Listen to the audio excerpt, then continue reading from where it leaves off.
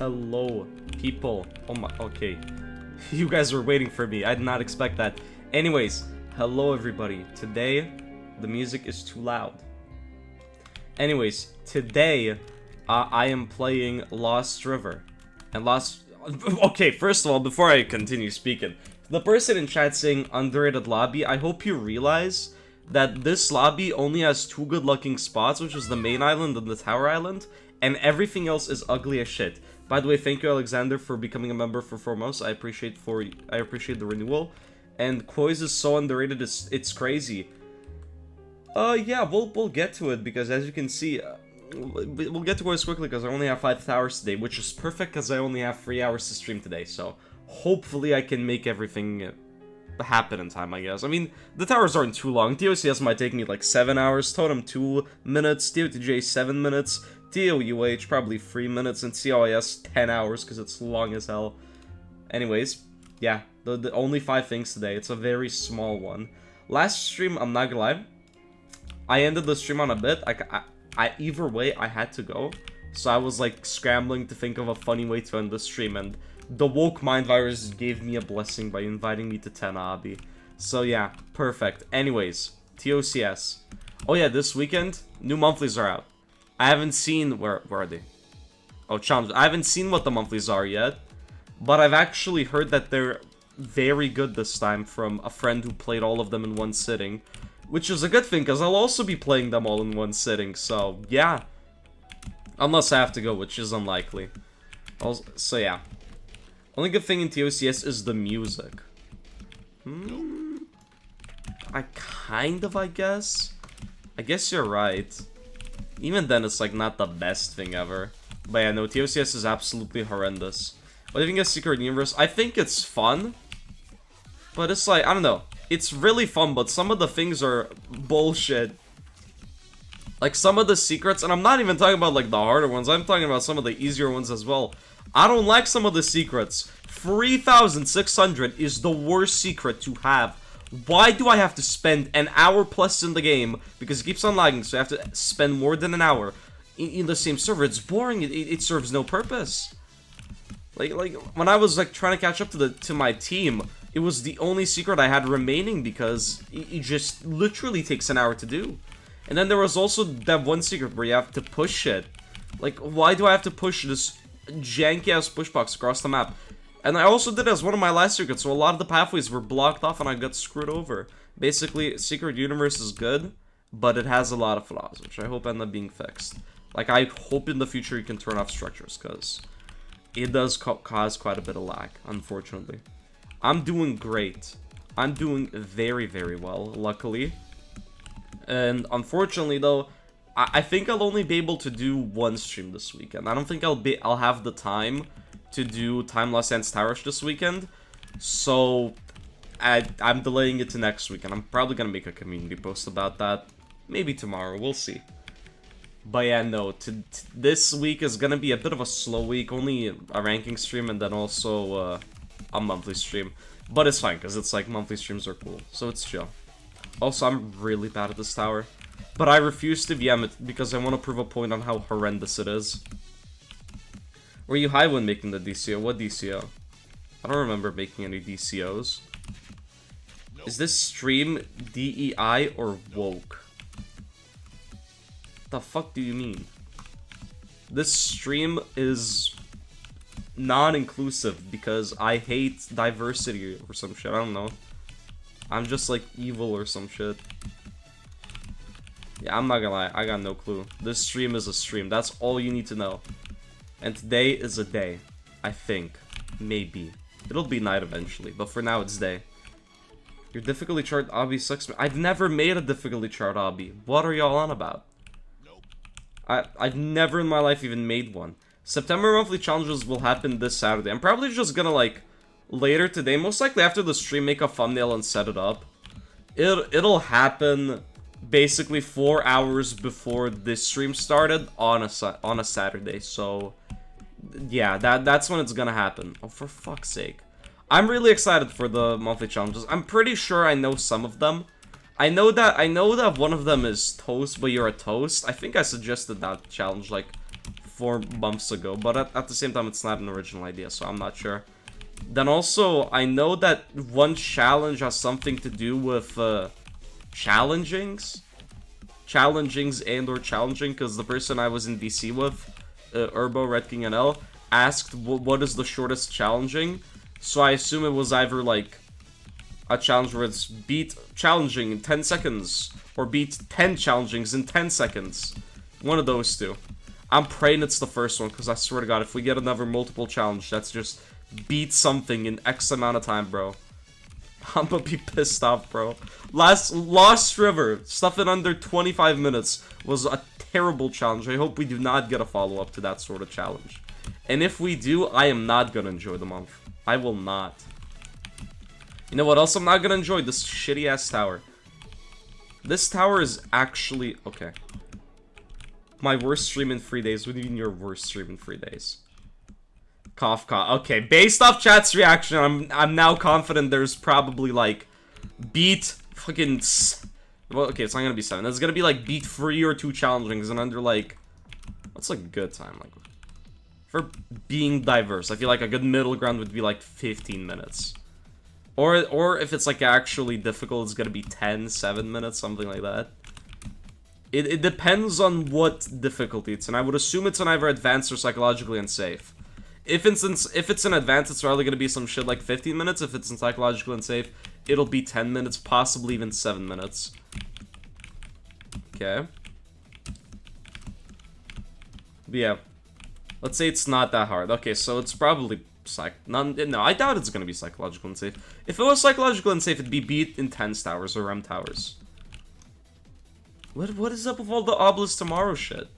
Like, y'all tripping. Nope. No, that's bullshit! I'm a very calm individual, and I will not get angry at this Roblox game.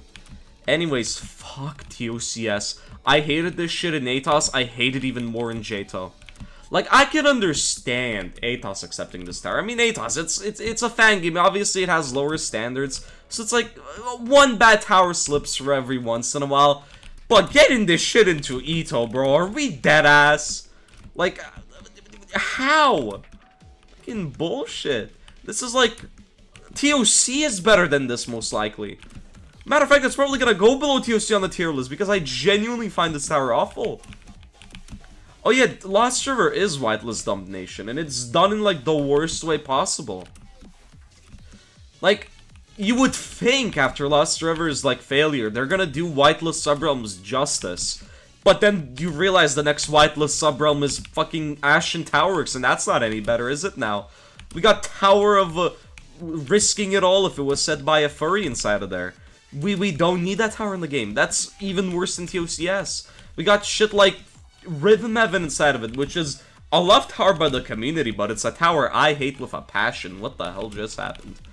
Then it has Climactic Beats, which is like a 5 out of 10. It's like, I don't know.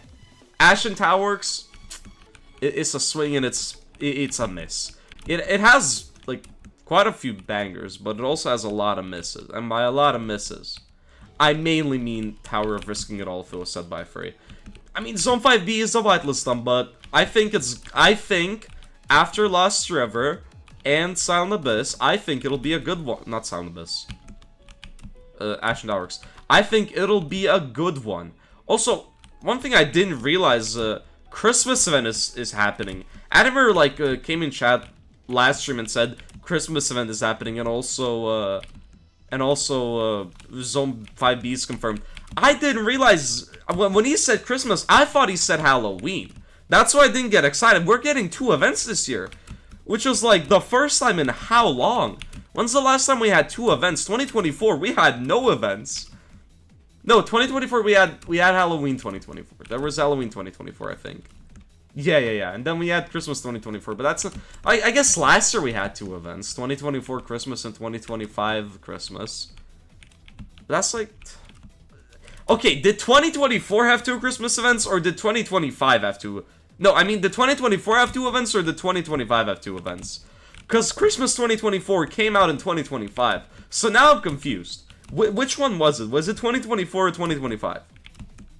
Like, you would think it's 2024, because that's what the portals say. But if we're being, like, specific, then it is just, like, straight up 2025, isn't it? I guess last year we technically had one. I mean, last year's Christmas event, I'm not gonna lie, I want to make, like, a video discussing, like, events and what makes them great. And I will talk about, like, my issues with Christmas 2025, because I think it is a very flawed event. Mainly because it was, like, very ambitious. It was ambitious when they only had 1 month to make shit. There was, like, a planned tower, a planned citadel, a planned bonus steeple, and a planned boss fight. And also, obviously, free steeples planned. And we only got free steeples. So, I don't know. It was a bit too ambitious for its own good when when the other was, I think, starting to be made, like, in October. Honestly, after October, I think. Like, the Christmas one was very, very interesting. Because it just didn't work out. If Purgatorio releases, will you... Oh, yeah. No. Purgatorio is one thing. I will make a stream. And once Purgatorio releases, I don't care if I have the EToH words finished. I am making a video about Purgatorio.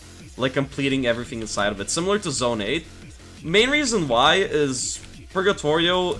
It's gonna be a good way for, like, the game to grow. Like, a very good possibility that the game grows from it. So if I make a video, it's gonna give it, like, a small algorithm boost in what's it called? On YouTube. So might as well, like, help the push out or some shit. Like, obviously, it's not gonna be that big. But might as well add a bit to it, you know? Monthlies will happen on Saturday. I'm doing monthlies on Saturday. I'm scared of how they do Purgatorio. Nah. I'm confident. I'm mainly confident because, like, I've seen the inner workings of, like, the new staff team, the post, fucking, what's Juke's name now? Fucking Kira or some shit. Karina or whatever. I've seen the inner workings of the new staff team, and, like, they are very, like, pro-beginner. Because when Bundan, like, started YouTube, they made, like, a whole-ass group chat with Bundan and whatnot. And they were actively, like, asking for feedback about it. Bundan was, like, explaining what issues he has with the game as a beginner. And they were actively, like, listening and considering, which is a very good thing for a staff team to do, by the way. Which is why I so much prefer, like, the new staff team. Call it glazed, but I think objectively the new staff team is just, like, better. I never saw the old staff team actively, like, go out of their way to talk to beginners. So that's good. Obviously, like, Bundan's a special case. Like, 2 million subs, that's a pretty big opportunity. But I don't think some other people, and I'm not gonna mention any names, but I don't think other people would have reached out. So yeah, I'm happy with the state of the game right now. And I'm excited to see it grows, even if the soul is being taken away with all these pathetic revamps. Why do the devs, like, make the game better? Can they just, like, make it bad again? Like, I don't need these good revamps to make these bad towers good. Can we just go back to the good old days where we had fucking Karina's soul, bro? We need the soul of Karina, bro. That name is so silly. Okay. Yeah, Tower of Traps is getting a revamp by Gameter, I'm pretty sure. Which... I'm looking forward to that.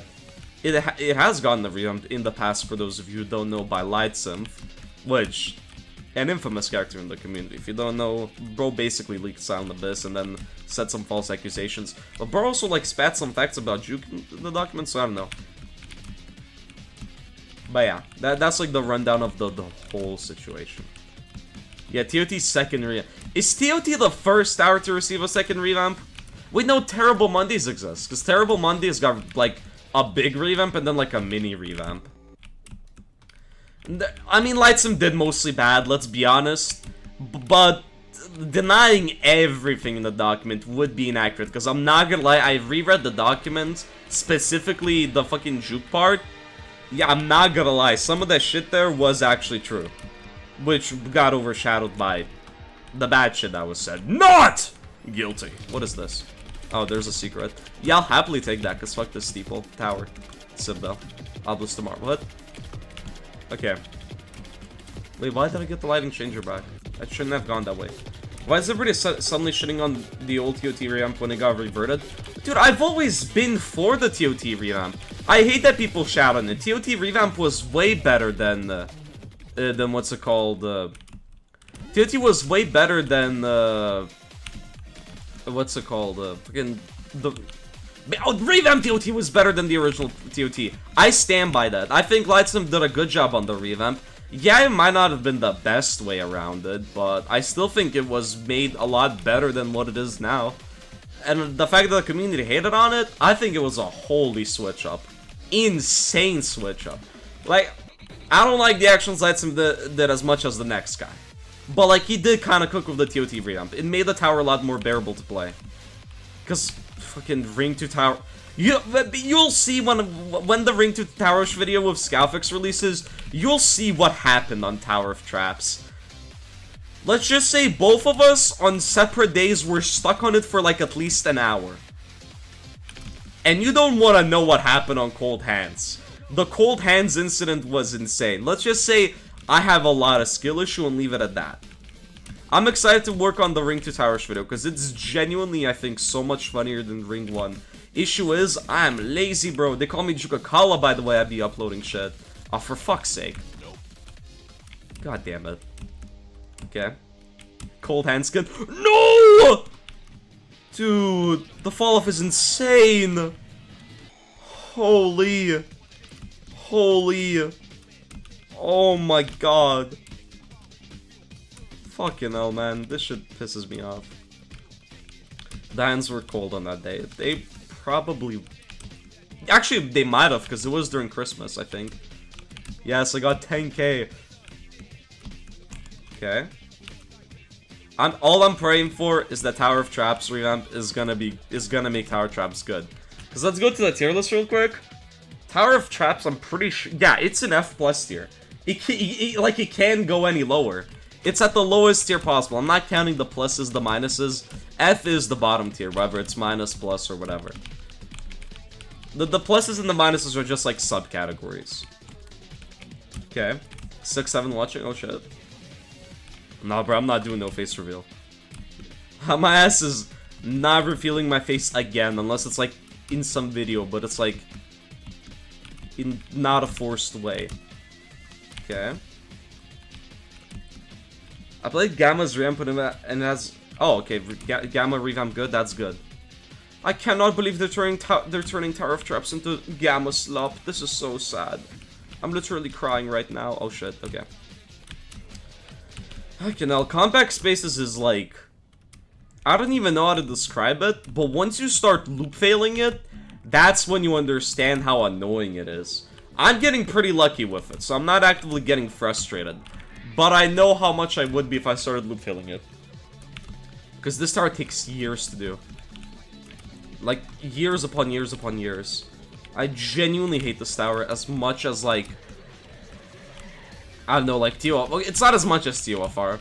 And me and TOFR go way back. That is, like, generational hatred. But with TOCS, it's, like, just minor hatred. Like, I hate it. But it's, like, low-key one-sided. Because, like, I know TOCS doesn't hate me. Because it's giving me a good experience right now. But, like, I still hate it, you know? Like, it's a very complicated relationship. Okay? This deserves to be... I wish it was a steeple. If it was a steeple, I would have to play less of it. And that is never a bad thing on bad towers. Thank fuck for this skip, dude. Skipping like 5 seconds of gameplay goes hard. Okay. Hopefully this time I don't have a holy fall off. That'd be terrible. Okay, nice. Easy mode. What floor is this? 1, 2, 3, 4, 5, 6, 7. Wait, say it again? Okay, so I'm on floor 7. That means I still have 4 floors of hell left to do. That's obviously including floor 7. I'm not bad at math. Okay. The 6-7 meme, bro. I'm gonna be honest, the 6-7 meme gotta be like bottom 3 memes of all time. That shit isn't even funny. It's just like a diet version of 69. Like 6-7 literally has no meaning. I don't even know where it started. It literally is just a random... Oh my fucking god. It literally is just a random ass number. Where did the meme even start? Because I got no idea. Yeah, but it is not a bottom meme when stuff like Tung Tung Tung Sahur exists, bro. That is objectively worse. Italian brain rot. is like bottom 1 meme of all time. I swear to God. It is unironically bottom 1 meme of all time. I will live by that. Okay.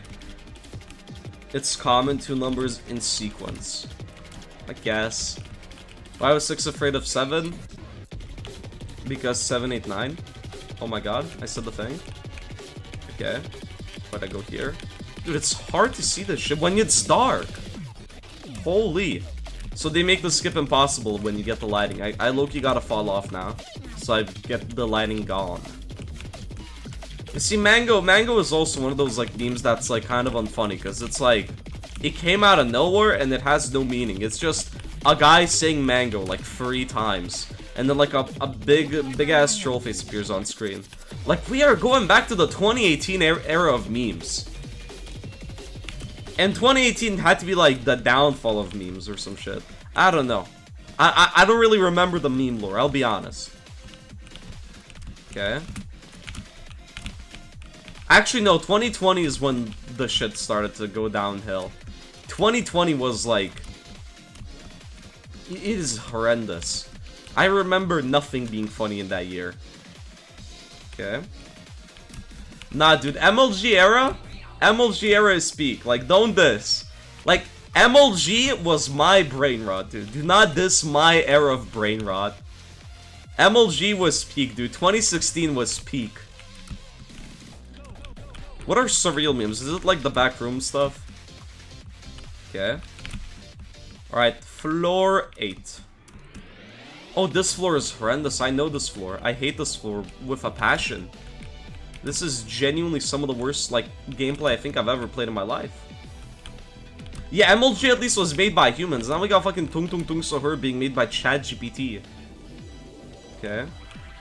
People who say MLG was good are nostalgia rotted. I mean, people from this generation say that brain rot is good. It's like, if you grew up with the meme and you found it funny, you're gonna find it funny. Like, looking back at it, yeah, it's not funny to me anymore. But I know I used to find it funny, so I'm not gonna say it was terrible. It still wasn't good, though. That's for sure. Okay. Lock in. Okay, to the person who said the music is kind of good in this tower, they were right. Except for, like, floor 3, every song kind of fits the tower's theme, which is always a good thing. It makes this tower slightly more bearable to play. Well, it kind of doesn't. This tower is still horrendous to play. I'm just getting really lucky right now. You see, the issue with a tier list, or making a tier list the way I'm doing it, is I feel like there's a bit of bias depending on how well I perform on a tower. I'm trying to, like, not go off of bias, like, based off of my most recent run. I'm trying to, like, remember my other experience and have them go into account. Because if I just base it off of how lucky I get, then the tier list is just gonna be fucked. This is what I mean, by the way, by this tower being loop failure. Once you start falling once, you snowball all the way down to floor 1. This is horrendous. Alright, that's fun.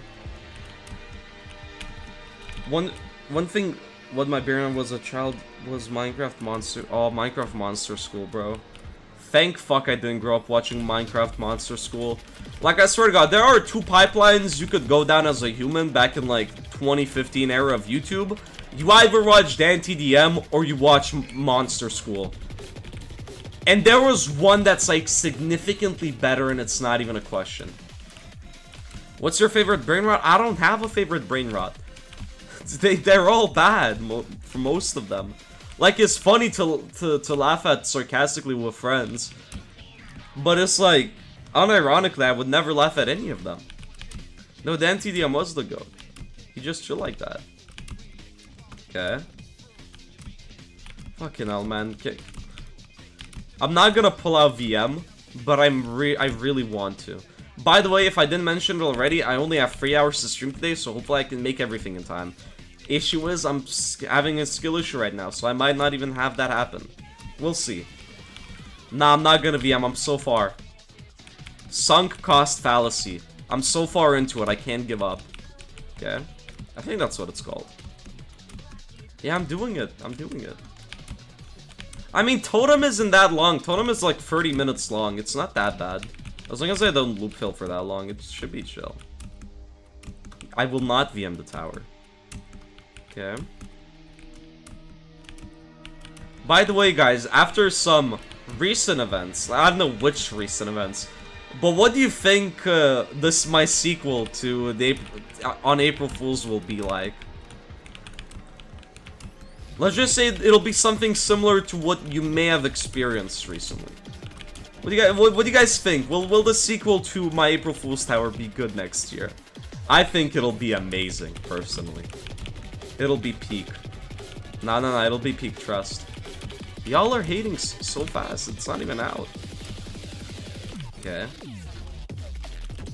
Yeah, no, the lighting doesn't happen if you, like, go buy it fast, because, how it works is you touch both lighting zones at the same time because of how close they are to each other, and there's a chance, because of, like, delay, the lighting resetter just activates for a second time, and then you don't get the light changer again, or some shit like that, I don't know. Okay. Oh, Miku Tower is probably 2027. 2026 is gonna be something else. Because I think, I'll still work on it in the background. I just don't think I can make it in time. Because first of all, I've never built anything serious in my life before. And also I need to learn the V6 kit, which I am gonna do in a stream. I still don't know when I'll do it, but it will happen during one weekend stream. I want to just, like, hop on, load up the V6 kit, and just see what I can do with it. We'll see. Okay. Nice. Easy mode. I'm locked in. Oh wait, I don't remember. Yep. Anyways, who here is a fan of compact spaces? Who here enjoys this tower who holds it near and dear to their heart? Cause I sure fucking don't. God damn it. Totem being based on feels odd, it's probably just because it's long. Totem really isn't that bad, it's just like a really, really long tower. I feel like really long towers usually tend to feel weird with difficulties. Like, TOGD is a good example. TOGD feels like you're playing it intense. Because of the punishment and how long it is, I think it deserves its rem spot. But TOGD, honestly, I know this probably is a hot take, but TOGD isn't even a bad first strem. I did TOGD as a first strem, and it's like, I feel like a good entrance into, like, the rem difficulty. Because first of all, it mostly has intense gameplay, and it's very punishment-based, so you learn, like, how to deal with punishment. And that's like I think learning to deal with punishment is a very important skill to learn early on. That's why I always would suggest, like, Tokka or Toha as, like, first or second Insanes. I think Tokka is a very underrated first Insane. Because it teaches you, like, stress control, like, really early on. And that's a good thing. Oh, not this part. This part is horrendous. This part might take me ages to complete. God damn it. Totem as a Totem is also... Honestly, Totem as a first strem doesn't seem too bad. Because it does also, like, help you with endurance. I feel like endurance and stress control are, like, the two important skills. Like, you can beat anything if you have those two skills. Obviously, you still need to have just, like, raw gameplay skill. But I feel like you're more likely to beat something if you have a lot of dedication, a lot of, like, stamina, endurance, and especially stress control. Because if you have stress control, that lessens the chances of failure by a lot. It might not seem like it, but it helps out a lot. Because when you're not stressed, you're gonna take your time, you're not gonna rush. Like, some people under stress, they tend to rush, so others tend to, like, take it even slower, overthink it, and then just fail it. It's like, it depends on from person to person. But stress management is, like, a very important skill. And it's something that is honestly very difficult to learn, because it varies from person to person. Alright, nice, that's one thing, now onto blue. Oh, the fucking ice part. TOTJ best first strum right now? It's like a skill booster, but I wouldn't call it the best option. Like, I think it's a good option, it's not that bad, but the best? I would like to disagree. I think even Totem would be a better option. Because TOTJ, it is a skill booster, but it doesn't really help you with stress control and endurance. And I will always think that, like, a first, like, XYZ of a difficulty should have something, like, either endurance-based or, like, punishment-based in it. So that it's, like, It's teaching those skills early on, basically. Because I think that they... Oh, for fuck's sake. That last... It's so hard to see the last jump. Oh, fucking TOQT is RAM, dude. TOQT, by the way, that tower pisses me off. It has, like... It has some of the, like, chillest, sickest, and just honestly... Some of the best gameplay, I'd even argue. On, like, floors 1 to 9. It is, like, actually, like... It is phenomenal for how simple it is. It does so little, but it tends to do so much with the little things that it does. But then floor 10 exists, I mean. I think TOQT is peak up until you get to floor 10, where I think the ball gets dropped. I think floor 10... I think it was made, like, forcibly just to make it rem. Because it feels so out of place. The gameplay style feels like it changed up a bit, even if it's, like, slight. Then the difficulty increases out of nowhere. And then also the fucking big-ass outside is very stupid with gameplay that should not be on an outside. The fucking stupid ball parts are genuinely some of the worst gameplay over an outside I think I've seen in a long time. Rhythm Heaven is a bad option for a first round. Matter of fact, Rhythm Heaven is a bad option. Just, like, never play that tower. Like, you'll probably love it, but there's a big chance you'll be like me and you won't. You know? Like, there's no point in taking that gamble. Be like me. Okay. If you fluke the final stretch of TOQT, you probably enjoy the tower a lot. I don't even doubt that. Fluking the final stretch of TOQT gotta be the biggest blessing. Okay, I go here. I'm almost at floor 10. I'm almost done with this shit, please. Holy drag, dude. You do not need to drag on for so long. This tower just never ends. It really just never ends. I wouldn't be shocked if Totem takes me less time than this. Okay. Okay, I didn't enjoy TOQT somehow, probably because floor 10 is awful. Like, floor 10, I think, genuinely ruins TOQT. Honestly, same issue with I literally press space. You can go back on the stream, you can see it lit up. That's just straight up bullshit, I hate that. It's the same issue with TOPB, where it's low-key a fun extreme up until you start loop failing it, and you realize that the later floors are horrendous. I mean this when I say it. I think floor 10 of TOPB is one of the worst floors ever made in all of EToH. The way it drops the ball with its mechanics is insane. It like, uses the mechanics in such terrible ways that don't even feel interesting, and it feels like they're just difficult for the sake of being difficult. Like, floor 10 is meant to be like a grand recap of everything, but it just feels like it's more of a difficulty spike than a recap. It feels like it tries to be a recap, but, like, fails at it miserably. Instead, it just, like, fucks up the whole balancing. Unironically, floor 10 of TOPB is, like, an F- floor. By the way, after I rank every tower, I'm gonna do a tier list ranking every single floor in EToH. Now, that's gonna be very interesting. Okay. Lock in. I'm excited for SH. Oh, yeah. Dude, Dark Side of the Moon has a tough acronym, dude. What the fuck? DSOTM? Holy aura. That's like the longest and sickest acronym ever. That's actually sick. Dude, the name... Just saying, as soon as fucking Karide Ride left, bro. As soon as Karide Ride left, the names have been on fucking fire. Dark Side of the Moon. And fucking Silver Spire or whatever it's called. I forgot. I forgot what the name is, but it's tough as shit, dude. These subrealm names have been getting more tough as time goes on. Like, damn. And then the Void's Farewell. I don't know when the Void's Farewell name was added, but holy tough.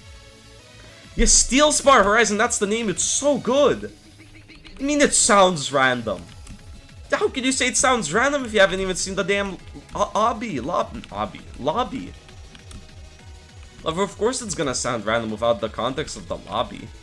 To me, it sounds like it's gonna be something made out of steel, possibly an oil rig, over water, with, like, just the horizon being, like, the background.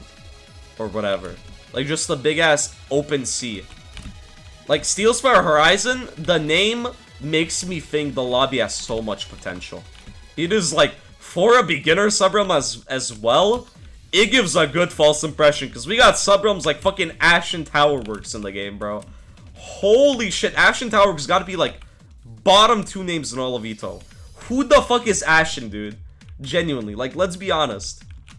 It's like Infernal Manufacturing wasn't any Infernal Manufacturing Plant wasn't any better, but at least it had the acronym to back it, you know? Like the acronym of IMP was tough. The name wasn't any better, but it was good. It was good. Archive of the Stars, I think was a better name. I think they should honestly rename the subrealm to Archive of the Stars for multiple reasons. First of all, the acronym, let's be real. How many times have you mixed up SA and TSA? The acronyms are so easy to mess up. Like, I'm talking about one subrealm, and I think they're both very different. I like one subrealm, and I dislike the other. So I tend, every time I tend to accidentally glaze TSA or accidentally hate on SA. Like, shit is fucked up. I've mixed it up all the time with the names. Wait, where do I... Oh, here.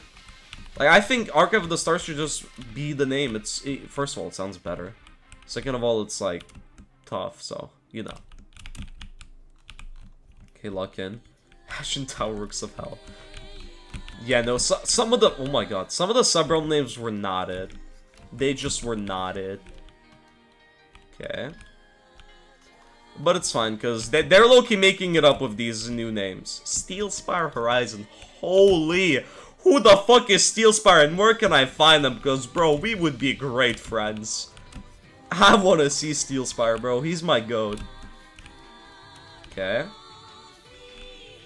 Ashen Sweatshop. No, Ashen Slop. That would be a better name. Ass Slop Tower Works. Okay. Forgotten Ridge is really good as well. It's simple, but it works, you know? Like, it doesn't have to be this wordy, complex ass name. It's a simple name with 2 very simple words, and it still goes hard. Like, the names of subrealms are obviously trying to be very complex. Like, how do we go from planets to fucking... Like, I love Steelspire Horizon. But holy, the name does not need to be that complex. Like, Horizon, obviously common word. Steelspire... Actually, no, Steelspire example... Now that I'm thinking about it, Steelspire Horizon is a bad example. I should have used something like fucking Ashen Towerworks, bro. Who the fuck is Ashen? Like, I understand the Towerworks part, but who the fuck? Yeah, no, fuck off. That is an evil trap. That goes away way too fast. Mid-jump as well. Yeah, that's bumping it down a tier. Fuck that. Fuck that. Oh, gee whiz. I wonder where this tower's gonna go. Yeah, I don't need to comment. I don't think I do. If you're confused by that ranking, you really shouldn't be. Ashen Towerworks was a shitty juke name. Wait, Chloe, who the fuck is Juke? I only know Karine Rene, bro. Who the fuck is Juke? I've never heard of Juke. Are you even talking about Juke fan? Damn, I haven't heard that name in a long time. Isn't Ashen a Pokemon's man? Pokemon's... Who the fuck is Pokemon's fans? Yup, it's... The name is now Karine Rene. For some reason, she changed... Well, she probably changed her name because she wanted to. But still. I personally find it to be a silly name, but it's chill. I don't give enough of a shit to care, personally. Alright, anyways. Also, hello, Chloe. Chloe, I'm excited for that terrifying tower yours because I've seen some clips. I've seen some recordings. I'm not gonna lie, shit is looking hype. Just like how I'm hyped to play Telling Every Mistake. That was a good segue. If you didn't like that segue, you're not gonna like the towards video. Trust me. Anyways, button. I need to get the button. Please give me the button. Alright, let's go. Yeah, no, Totem is insane. Like, dude, Lost River gotta be like one of the worst subrealms in the game. Like, it is... Stop pushing my butt. Why is it server-sided? Like, Lost River gotta be, like, bottom 3 subrealms in the whole game. But they locked in with RAM+. Totem, TOTJ, TOUH, insane lineup. All these towers, actual classics, dude. Like, every time I think of Lost River, I always think of these 3 towers. They cooked. Where's the... What? I've never made a difficulty chart. Are you talking about a different eagle? Okay. Yeah, now, I'm excited to replay Totem. I actually haven't replayed Totem in a long time, which is why I'm mostly excited. I've forgotten a lot of the things. But I have beaten it 2 times. Once in Tuilz Crazy Towers, and now in EToH. And now for the 3rd time in Power Ranking stream, because, yeah. I don't know if I put this stream in the tier list yet. Well, not tier list, but playlist, but I'll do that after stream. It's chill. Zingy Gaming should have been lost server. Dude, honestly, TowerX would have been like 10 times better, and I would not hate on it if they just waited for Toadie to get into it. Toadie not being in TowerX is genuinely the biggest miss in EToH history. How do you waste such a good tower on a fucking lost river? Not lost river, time lost area. Like, first of all, I wouldn't have failed time lost and towers. Second of all, it might have replaced some shitty towers like, I don't know, fucking Rhythm Heaven. Alright, lucky. I'm very biased against Rhythm Heaven. I never get lucky with it. I know people love it a lot, but I'm like the #1 hater, I'll be honest. Nothing will make me like Rhythm Heaven. Unless maybe I like fluke it when I re-rank it, and then I'll be like, oh, this is so much better than I remember! Okay. Hello, Mr. Eagle. I'm very flattered to see the position of this spire, which has the acronym of Totem. Fun fact, Totem is a word that has the meaning of ancient stone. Oh yeah, I'm curious. Oh shit. I wonder if I'm gonna beat any monthly. Don't spoil if I will, but I am curious whether I'll beat one. Because if I beat one, that will be very, very awkward. Okay. Oh no! No! No! No, no, no, no. I sold. I fucking sold. Anyways, I hope I beat at least 3 monthlies. If I beat at least 3 monthlies, that's gonna be fire. Actually, wait. To the experts out there, are there any monthly challenges that I may complete by doing Totem, COIS, TOTJ, or TOUH? Don't spoil what the challenge is, if that's the case. But tell me if that's the case. Because if it is the case, I won't touch the win pad, and I will leave it for the actual stream. Totem beats... Is it only Totem? So Totem beats a challenge, right? Totem... And nothing else. It's just Totem, right? It's just that tower. Okay. I will not touch Totem's win pad. Yes... Based off the fact that Totem is one of them, I will assume the challenges beat a really long Remorseless Tower, something like that. Which, I'm wasting a lot of time. But it's chill. It's chill. We're balling. But yeah, I had to clarify that real quick, because I want to leave all the monthly challenges to that stream, because it's going to be very awkward if I just have a random ass challenge completed. Okay. Lock in. But yeah. Dude, the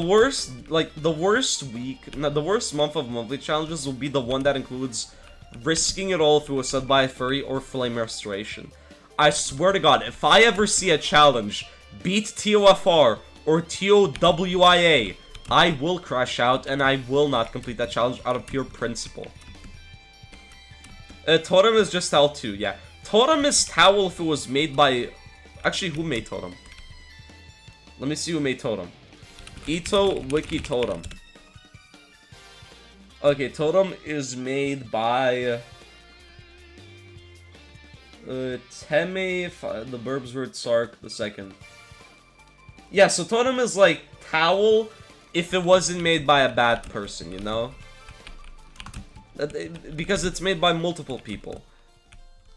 And I think, unless I don't know about something, they all seem chill. Okay. Lock in.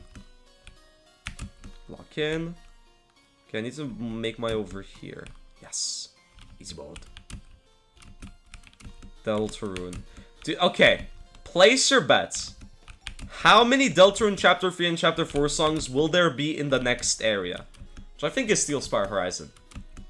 Place your bets in right now. How many Deltarune Chapter 3 and 4 songs? 54, that's too small. There's gonna be more than 54. I think you're very mistaken, personally. Oh yeah, I'll have to return that to this later. Like 20? Yeah, 20 seems accurate. I don't think 50...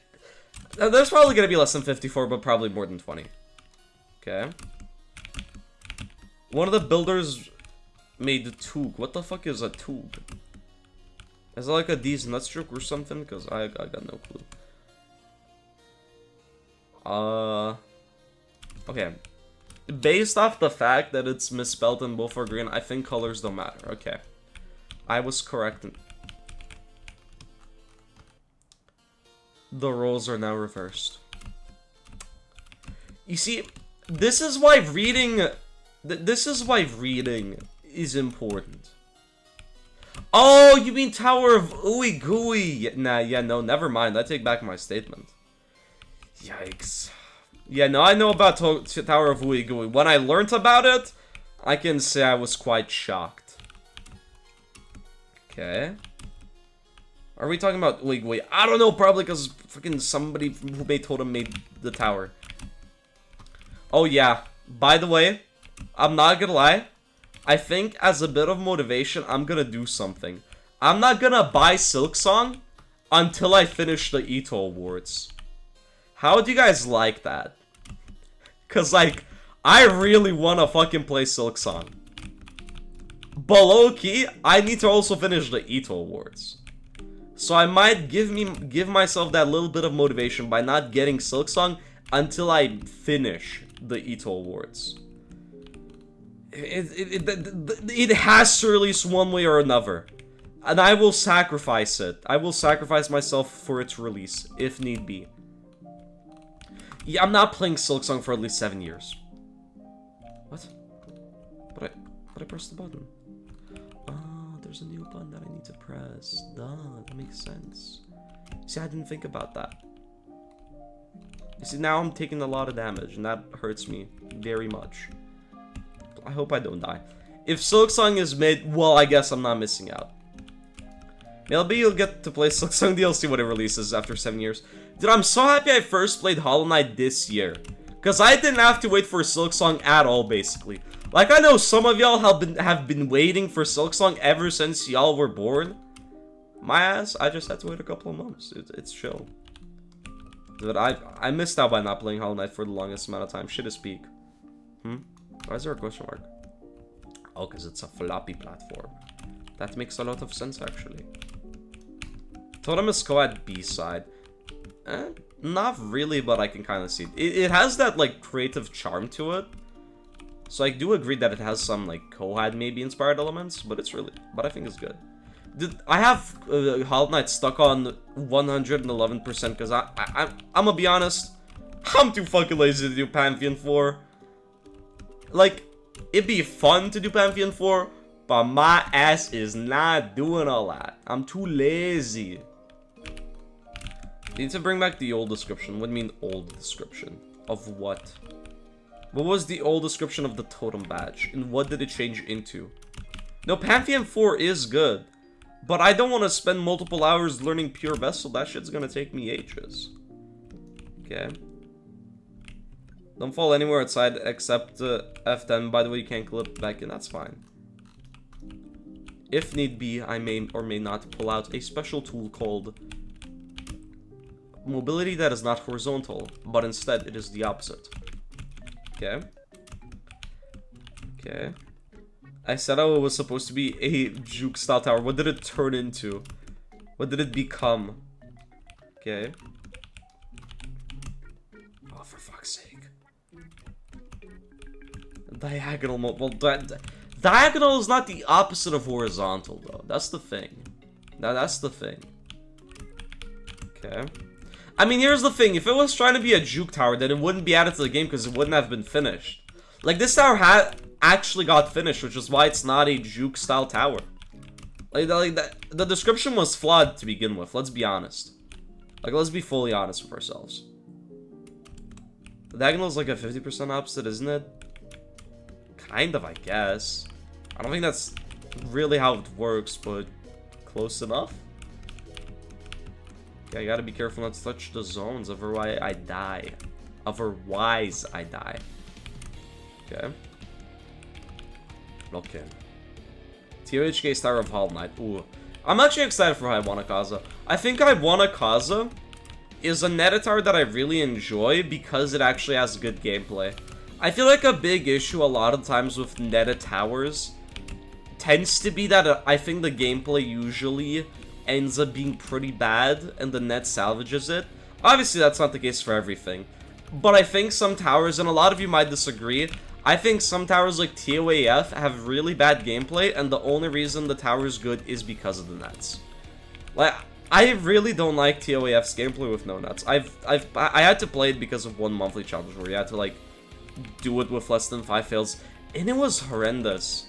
TOAF's gameplay, if it was just a straight-up normal vertical tower, y'all would understand how bad the gameplay is.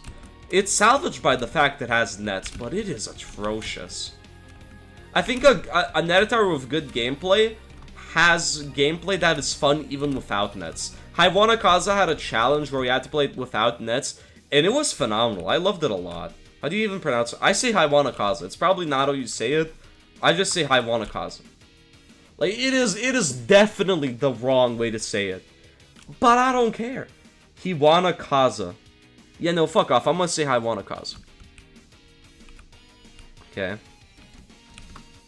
I don't think... No, TOAF as a normal vertical tower with the same punishment, I think it would be mid-rem. I really think it would be mid-rem, personally. Haiwanakaze? Who the fuck is gonna say Kaze, bro? I just say Kaza. Like, that's not the right way to pronounce it, but it sure sounds like the right way to pronounce it, so I'm gonna pronounce it. Listen, I'm not... What language is Haiwanakaze? Based off the EToH community, I don't think I'd be too wrong to assume it's Japanese. Is it meant to be Japanese? Yep, knew it. Yeah, I'm not Mr. Japanese. I don't know these translations, these pronunciations. So I'm gonna pronounce it in my way, the Lithuanian way. Actually, if it was the Lithuanian way, how would it be pronounced? Haiwanakaza. It would be... Okay, well, we don't have a W in Lithuania, so it'd be... Haiwanakaza. Or Haiwanakaza. Dude, that's really just how I pronounce it, though. Haiwanakaza. Except, like... I soften the W, it would be Haiwanakaza. If it was Lithuanian. Like, the V would be more pronounced. When I say it in English, it's, like, softer. Haiwanakaza. Like, I wanna Kaza. I don't know what Kaza could stand for. But I want it. You know? Okay. The OCTM is gonna be carried by the lobby. Oh... I disagree. I know some... Okay, there's one tower I really want in Dark Side of the Moon. And it's because I'm biased. It's made by a friend. It's called TOFE, Fragile Equilibrium. It's made by Adric Nepo because he's a Nepo baby. And it's actually a really good tower. I think it's made pretty well, especially after like its little tweaks. And it almost even got into Zone 10. I think it got 5th place and you had to get 4th. So it just fell short of Zone 10. And if it's in Dark Side of the Moon, then I think it's good. I think the issue with the community's perception of whitelist subrealms is that we haven't gotten like a good whitelist subrealm ever. Lost River and Ashen Darks are horrendous, and I think getting a good whitelist subrealm could be good, but like we just have to hope. We really have to hope. Honestly, I'm gonna be honest, my theory on why Dark Side of the Moon was confirmed is because Adamir really wants Tuilz in the game. The Dark Side of the Moon would be the perfect moment for Tuilz to get in game if it got in game, apart from like being a monthly. And I think Adamir really wants that tower to get in game. So that's why the subrealm is a thing. It's obviously not true. This is just my running theory, because I think it's funny. But, like, it's very funny. Yeah, no, Adamir really wants Tuilz. Like, the man's dedication is insane. Tuilz, Tower of Robot Encoding Systems, is this, like, really old tower that it was very high quality. It was insane for its time, but unfortunately it had a lot of flaws with its gameplay, which made it not, like, get into the game. And it had, like, this big-ass boss fight. It had amazing design. It was a tower that's really sick. And, like... in terms of design ahead of its time, it just didn't get in because the gameplay was lacking. Yeah, no, this part is sick. I always like when, like, stuff messes with studs. There's one DCT tower that messes with, like, studs and their sizes, and I really enjoyed it, even though the gameplay might not have been the best. It was a fun experience. It took me a while, but it worked out eventually. Yeah, no, if you don't know what Tuilz is, I recommend keeping yourself spoiler-free just in case it comes out. Because I'm pretty sure Torres was a Zone 4 contender. It was either a Zone 4 or a Zone 5 contender, I forgot. But it was like, it's insane how good it is for that time. So, I really hope it gets in game. Because it's a gem of the past. If not, I hope it becomes a monthly. It's REM, it's Remorseless difficulty. I think it's high REM. And it's like really long too. It was Zone 5 and 6, yeah, that was the one. Yeah, so it was like a competitor for Zone 5 and 6, and compared to a lot of Zone 5 and 6 towers, the design actually seems very good. Rank T1N, eventually I'll rank it. When? Not anytime soon, that's for sure. But yeah, no, I will rank Zone 5, so worry not. Zone 5 will be ranked eventually. Okay, I gotta jump down over here. Does a single soul remember Immaculate Vibes? I have never heard of that tower in my life. I'm gonna be honest. Yeah, no, I don't know. I feel like I like that I'm taking it slow with like these ranking streams. I like doing 1 or 2 per week instead of like doing them daily. Cause I mean, agree. If I did it too fast, I feel like this series wouldn't have as much charm to it. Like if I just speedrun for everything, I don't think it would be as fun. I really don't think it would be as fun. So I kind of like taking it slow with this series. Like it's gonna take a bit before it's fully done, but it is gonna be done. That's what matters. Okay. But yeah, now I'm excited to get to later areas. I think the fun for a bit will stop once I get to like Zone 3 and 4. Actually, no, maybe not. Because Zone 3 and 4 feel like predictable rankings. Same as Zone 5. But I feel like from Zone 6, I feel like it'll become more interesting again, like the rankings. Because, dude, Zone 6, I'm an advocate for hitting for Zone 6. So the rankings will be the opposite of what you may expect them to be. Though Zone 4 is goated. Okay. My initial, like, ranking of the areas, I thought Zone 1 was, like, decent as a beginner. Obviously, it's very flawed, but I still enjoyed it, like, from a beginner's perspective, basing it off of when I was a beginner. Because I did enjoy Zone 1 as a beginner. I know that's, like, impossible, but, you know, I enjoyed it. Zone 2 I liked quite a bit, too. Zone 3, still to this day, my least favorite area. I've always hated Zone 3. I've never been a fan of Zone 3. I never will be a fan of Zone 3. I am a dedicated hater of Zone 3. I'm D1 hater. DMZ, I'm not against it. But yeah, no, Zone 3 I've hated. Zone 4, it was my first area release, so there's a bit of nostalgia bias for it. But I loved it. I loved playing it. It was amazing. It was so, like, the jumping quality from Zone 3 to Zone 4, I feel like doesn't get, like, people just don't talk about it. I think Zone 4 is the start of, like, the modern era. I think Zone 3 is, like, more of a, like, transition point from, like, Zone 2, where it's, like, more, like, classic, to Zone 4, which I think is already modern. I think Zone 3 is a transition, and Zone 4 is the modern era, if that makes sense.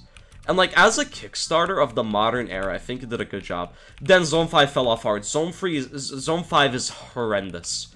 It is atrocious. I hate Zone 5. It has some of the worst towers in the game. Toza, bro. Toza! Holy cell. It has fucking Toza. No. Any area that has Toza, bottom 3 areas of all time. But yeah, Zone 5 I've hated. Zone 6, I hate Zone 6. I know a lot of people glaze Zone 6 nowadays. I hate Zone 6. I've always been a hater of Zone 6. I think TOTDA is a very good extreme for Zone 6. That's where all the compliments really go away. Because I don't even like stuff like TOAF in Zone 6. I really think the gameplay is just not that interesting to me. But no, Zone 6 I've hated. Then Zone 7, for the longest time, I actually hated Zone 7. There's definitely clips of me saying I hate Zone 7. But Zone 7, after playing the Zone 7 towers, it grew on me. Coact is one of the greatest citadels to have ever been made for this game, and the fact that I had forgotten it is a crime. It is that good. And then a lot of the towers in Zone 7 are just actually really good, even though some of them tend to be forgettable. Like, a good example is Sweet Victory. Replaying it is really fun. Same with, like, something like Rough Waters. Yeah, it's like it's like the classic era of the tower, and it's not the greatest one, but it still goes really hard on replay, and I can't hate on it. Then Zone 8, I think, was an insane step up. I like Zone 8. I think the lobby, although undercooked, is still pretty cool. And I just love Zone 8. I think Zone 8 was like the start of them locking the fuck in. And I don't think I even gotta speak about Zone 9. Like, Zone 9 came out at a time where EToH was at its lowest point. It was before the juke drama started and shit. And it was like a dry point. No new area in 6 months. When it came out, the OST, the lobby, the towers, phenomenal. I think Zone 6, Zone 9 has an insane tower lineup that I think it'll be very hard to top it. Like, Zone 9 struck gold. I don't think any tower in Zone 9 is actively bad, except for TOPB. There are some towers that I dislike in Zone 9, but I don't think I can call them bad objectively, you know? Except for TOPB. Like, Zone 9 is phenomenal.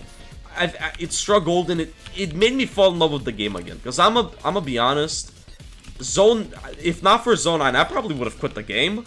Because I was actually thinking of quitting, like, the game and YouTube as a whole during that month. I was writing a script for my final video that month. Which, that final video will still happen one day. But Zone 9 delayed it by a good 3 years, that's for sure. Nah, Tovite is amazing. People who diss Tovite don't understand Peak. But no, Zone 9 just... I think it's the area that saved JToH/EToH. It was the transition point, I think. And although Zone 10 was weaker than Zone 9, I still think Zone 10 is a good area. It has a lot of flaws. Like, with most of the towers being long, there's not that much diversity in terms of length. And it has a couple of towers that I do think are mediocre. And, I don't know, I feel like there wasn't enough time given between Zone 9 and Zone 10, which is why I'm not the biggest fan of Zone 10. I still think it's good, but yeah, my last 1 to 3, I agree, it gets overshadowed hard by Zone 9. Because it's not an upgrade. It's the same era as Zone 9. Like, there's not really a difference in Zone 9 and Zone 10 towers. Mainly because most of them are made during the same time. But Zone 10 still has some really amazing towers, and I think it's important to recognize it. Yeah, a lot of them are long towers, but I think some of the long towers are really good. And there still are some short towers, which both of them are made by Chloe. TOH, Amen, and Kutwi are like the shortest things in the area, and they also slap so hard. I generally think TOH, Amen might be one of the most overhated towers in EToH, because if you just play it to appreciate it, to have fun, like, not even just, like, play it not to win, but to just have fun with it. Like, trust me, you will enjoy TOH, Amen. Because the punishment, it forces you to be careful and on your toes, whilst you have to be fast, and it's such an interesting dynamic for a tower. You have to go fast whilst also being careful. And usually it's like, you are allowed to take your time on, like, punishing sections. TOH, Amen not giving you that time, and forcing you, like, to push yourself, I think it's a good leap out of the comfort zone for most players, and I think it pulls it off really well. And that's why I don't understand the hate for TOH, Amen. It does everything so right, it does everything so well, yet it's so hated. It really makes me sad. Oh yeah, Zone 10 portal rooms are insane. They're really good. They are really good. Alright, I'm excited for Floor 10. But no, the Totem is so good. Like, Totem feels like... this might be a controversial thing to say. And I do agree with the old badge description. It feels like a juke tower. And like, in all the best ways possible, it feels like a juke tower, if you get what I mean. Like, it just does everything pretty much right, and it's creative in ways that are interesting. And it uses the classic style in a way that's so unique and so, like, different. Like, if you told me, and I did this blind, if you told me this was a juke tower, I would believe you. Like, this feels like a juke tower, and all, like, it's really good. This is like juke if she locked in and wasn't lazy, bro. Anyways, Floor 10. The design of Floor 10 is sick. No, my favorite... Okay. I don't know how many of you will agree with me, but I think my favorite style of towers is like neoclassicism, if that makes sense. It's like classic towers made in the modern era. Like ones that go for classic design and try to have more simple gameplay that's more classic, where it's like minimal rotations and just blocks, minimal decoration, and the decoration is made up of blocks. Like, I think I don't know what I call it, I just call it neoclassicism, but classic towers in the modern era, I think, are some of the best ones ever. Because it's like refined gameplay, because now the standards are higher. It's refined gameplay with a simple aesthetic that's recognizable, and also just like, works well. It tries to be classic whilst having the standards of a modern tower, and as a person who's been playing, like, since 2020, there's obviously a bit of nostalgia factor to it, but even then, it's insane how good these towers are. Like, I recently played this AtOH Zone 1, Ring 1 B-Sub Realm, and there were two towers, Tower of Getting a Grip and Tower of Pure Malarkey, that made me realize, oh yeah, no, this is like the best style, I think, in my personal opinion. Because, dude, if you haven't played, play Pure Malarkey and Tower of Getting a Grip. They are so phenomenal. It is insane. Like, they feel like towers that would be, like, probably bad, but they work so well. Tower of, it, like, leans more. Like, the gameplay, I feel like, leans very closely to more classic gameplay. It's not really modern at all, basically. But the creativity is very modern. Like, it feels like a classic tower with the creativity of today. Like, the creativity standards of today. You know, and that it's such an interesting take of a tower. I really loved it. Like, play toe-to-toe. Like, the gameplay, I feel like it mimics, like, classic gameplay very well. Because I think I don't think the gameplay meets the standards of modern gameplay, but it's not bad gameplay. It's like the best of the classic gameplay you can get, but it just has like insane creativity. I really would recommend it to anybody. It's really good. Oh fuck.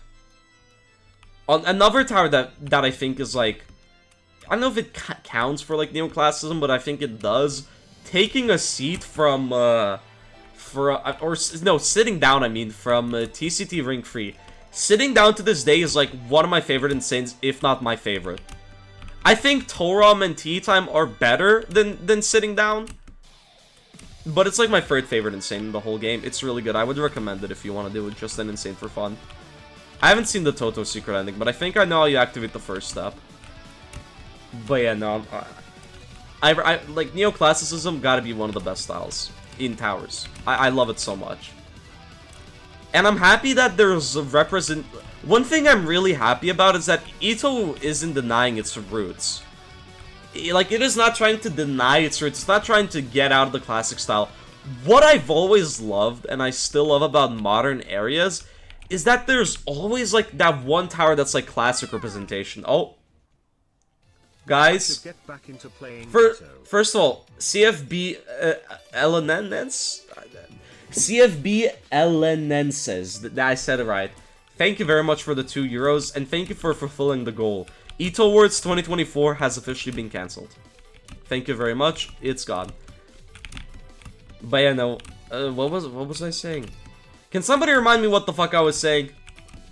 Because I forgot, I kind of lost track because of the dono. Thank you very much for the dono, though. I appreciate it very much. For the €2, I will spend it on... What can I spend it on? I'll buy it, like, a croissant or some shit. But thank you very much, I appreciate it.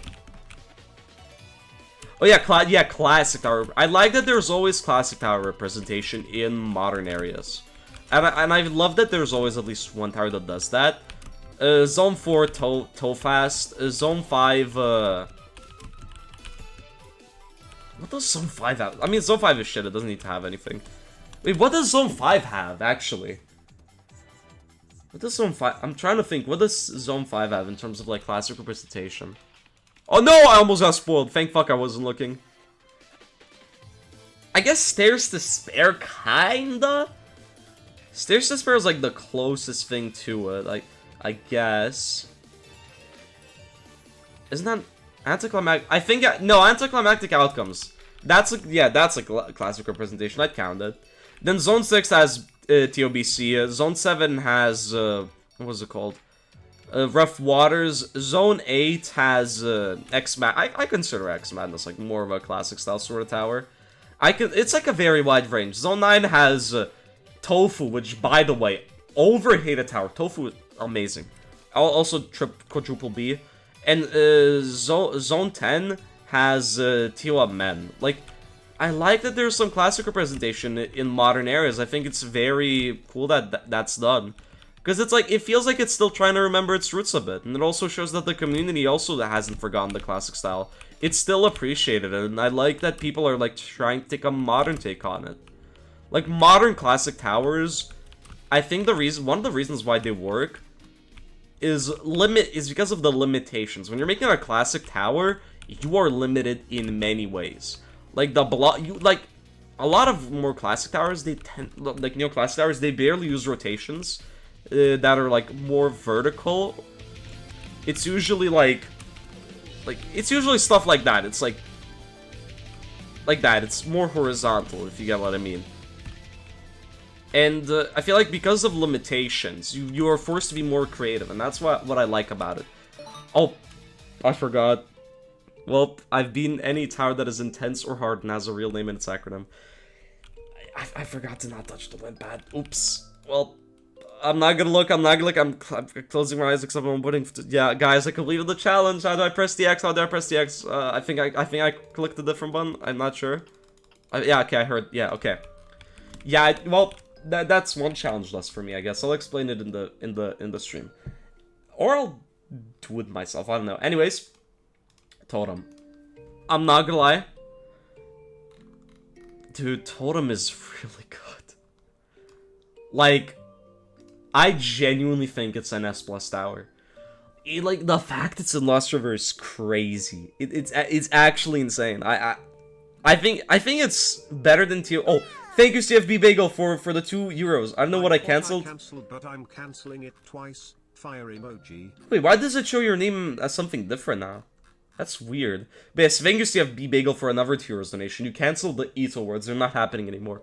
But yeah, anyways, I think. Why is SOMB? And that's because I love SOMB. Anyways, Totem, it barely does anything wrong. It's a really fun tower. I've loop filled it a lot, and even then I enjoyed it. I think it's better than TOTD just because I like this style. I don't think it tops Galad, personally, because Galad is like, we're not getting another Kohat. I don't think we're ever getting another Kohat, and by that I mean we're not getting another tower that's like in a more like classic style, but then also like kind of gets modern over time type of stuff. That's also like very creative and interesting. We're not getting another Kohat. It's impossible to replicate Kohat. And if you say nothing new is like Kohat, no, it's not. They are wholly different things, and they're both amazing in their own ways. Yeah, I like Farcanster. I don't think it does much wrong personally. Anyways, TOTJ, another banger. Like banger on banger on banger. If like honestly, if not for CYS and TOCS, this would be an insane area. But yeah, no, TOTJ is sick. Also, I've always wondered this, and I want you guys to confirm me this. Does TOTJ have an OST? It does, like, because the songs sound really good and they fit the tower very well, but I could never find them on YouTube based off the names. So does TOTJ have an OST? Okay, that's sick. I love it. That's really sick. You know, any tower that has an OST, I just respect it a lot more. I'm not gonna let an OST carry a tower. For example, I love Tower Reviewer. The OST is sick. I just don't like the gameplay on some of the earlier floors. I think Tower Reviewer, in my opinion, is I don't find it as fun. I don't know. It's just like I think it kind of goes a bit down because of the first few floors. It becomes better later on, but the first few floors kind of fuck it up for me. Anyways, the GBJ I fell once on a tower, so that was fun. 1 to 2, 5, and 10 have a custom OST. Okay, that's sick. Okay. I basically repeat TT today, and it's honestly so as the first 6 floors are very lackluster, and even then the tower gets only a bit better at 8. Even 8 and 9 are annoying, and 10 is ass again. I don't know. It's like mostly opinions. The thing is, like, these are my opinions. I'm not rating these towers objectively. If I was rating the towers objectively, like, the rankings would look very different. I'm just ranking them there's obviously a bit of objectivity to it. If a tower is, like, really bad, but I enjoy doing it sometimes, like TOC. TOC is atrocious, but I enjoyed doing it when I did it for the ranking. I still put it low, even if I enjoyed it. Like, I'm not gonna let my enjoyability fully blind me from the tower's flaws, but it is mostly subjective, like this tier list. It's not objective. If you're looking for an objective tier list, this series isn't really right for you. It's more so just me sharing my opinions about the towers. Simple as that. And you will either disagree on the opinions, in which case you can be like in the comments, no, Defigol, I disagree with your opinion. This opinion is bad. You're wrong. Please kill yourself. Or you can agree with my opinion, feel validation, and be like, yo, Eagle, you're so base for that. Like, put that in the comments as well, because obviously comments, like, boost me, so you should, like, in the comments, I'll either be like, you should kill yourself, these rankings are wrong, or be like, yo, I feel so validated right now, I can't believe the Defigol put XYZ in the XYZ tier, like, it's peak. Like, just comment, honestly. And if you don't, and also make sure to leave a dislike if you don't like the stream, because that actually boosts you in the algorithm. It's engagement. Did I should make, like, a rage bait video, have it all be disliked, and see how it does in the algorithm. Okay. Favorite tower purely based off the soundtrack? That's a hard one. Oh, okay. Y'all gotta hear me out. And y'all could call this Glaze. But my favorite tower in terms of soundtrack, I think Nothing New. Like, I think Nothing New, people don't really talk about the music of Nothing New. But genuinely, Nothing New has such an amazing soundtrack. Like, the way it is immersive and it is perfect. I wouldn't want a single song to be different about it. And once you get to the end and the most mysterious song on the internet starts playing, it's so rewarding because, like, what the fuck did I just experience? And it, like, fits the vibe so well. Like, it's a tower that's kind of mysterious, you know? Oh, fuck, COHP. I think COHP as well. Dude, Avery, you reminded me of that. Yeah, no, COHP as well has an insane soundtrack. I really want to make... I'm gonna make a video glazing COHP in the... there's gonna be a big-ass section in the events video glazing COHP and explaining why I think it's perfect. Because a lot of people, I don't think really have seen COHP. They've probably only heard about it. And I want to explain what made it so good. Because I'm gonna be honest. I don't think it aged that well. I'll be honest. I love COHP. It's my favorite thing in the whole game. Above Nothing New and above Coles. It is my favorite thing, #1. It'll be #1 in the tier list when I eventually get to events. But, like, I still recognize its flaws, and I recognize that it didn't age the best. I think if a new player plays COHP, I don't think they'll enjoy it that much. I don't think they'll see why I love it so much. Which is why I want to explain my perspective as someone who played it when it released. I think it was the most hype thing inside of all of EToH as of right now. I don't think there's been anything that was more hyped up than COHP. Like, the whole hype of, like, Lightsynth doing the whole Dark Laws talk shit, that was so cool. I really hope they do something like that in the future. Like, it was so special. Like, I don't think there's been anything that has, like, even come close to COHP for me. Like, the build-up, the hype, and then the Citadel itself being so unique. I think I think it couldn't have gone better. It's not perfect.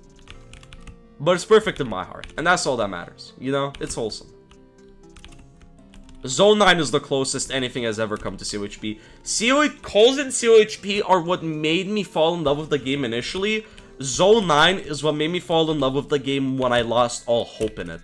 When I was ready to quit.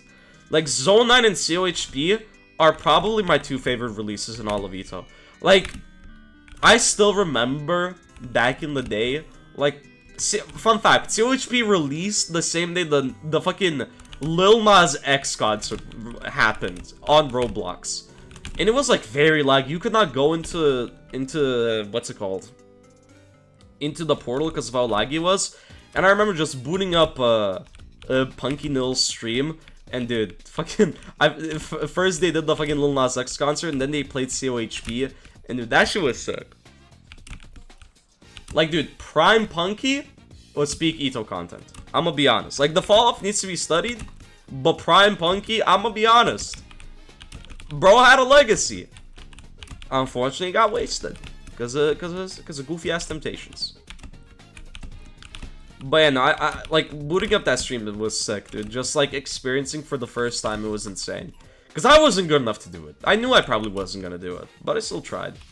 I failed floor 9, and that's the farthest I've gotten. I never ended up beating COHB, so I never ended up getting the fragmented helmet, because I never ended up beating it, so that sucks. That's an item I wish I got.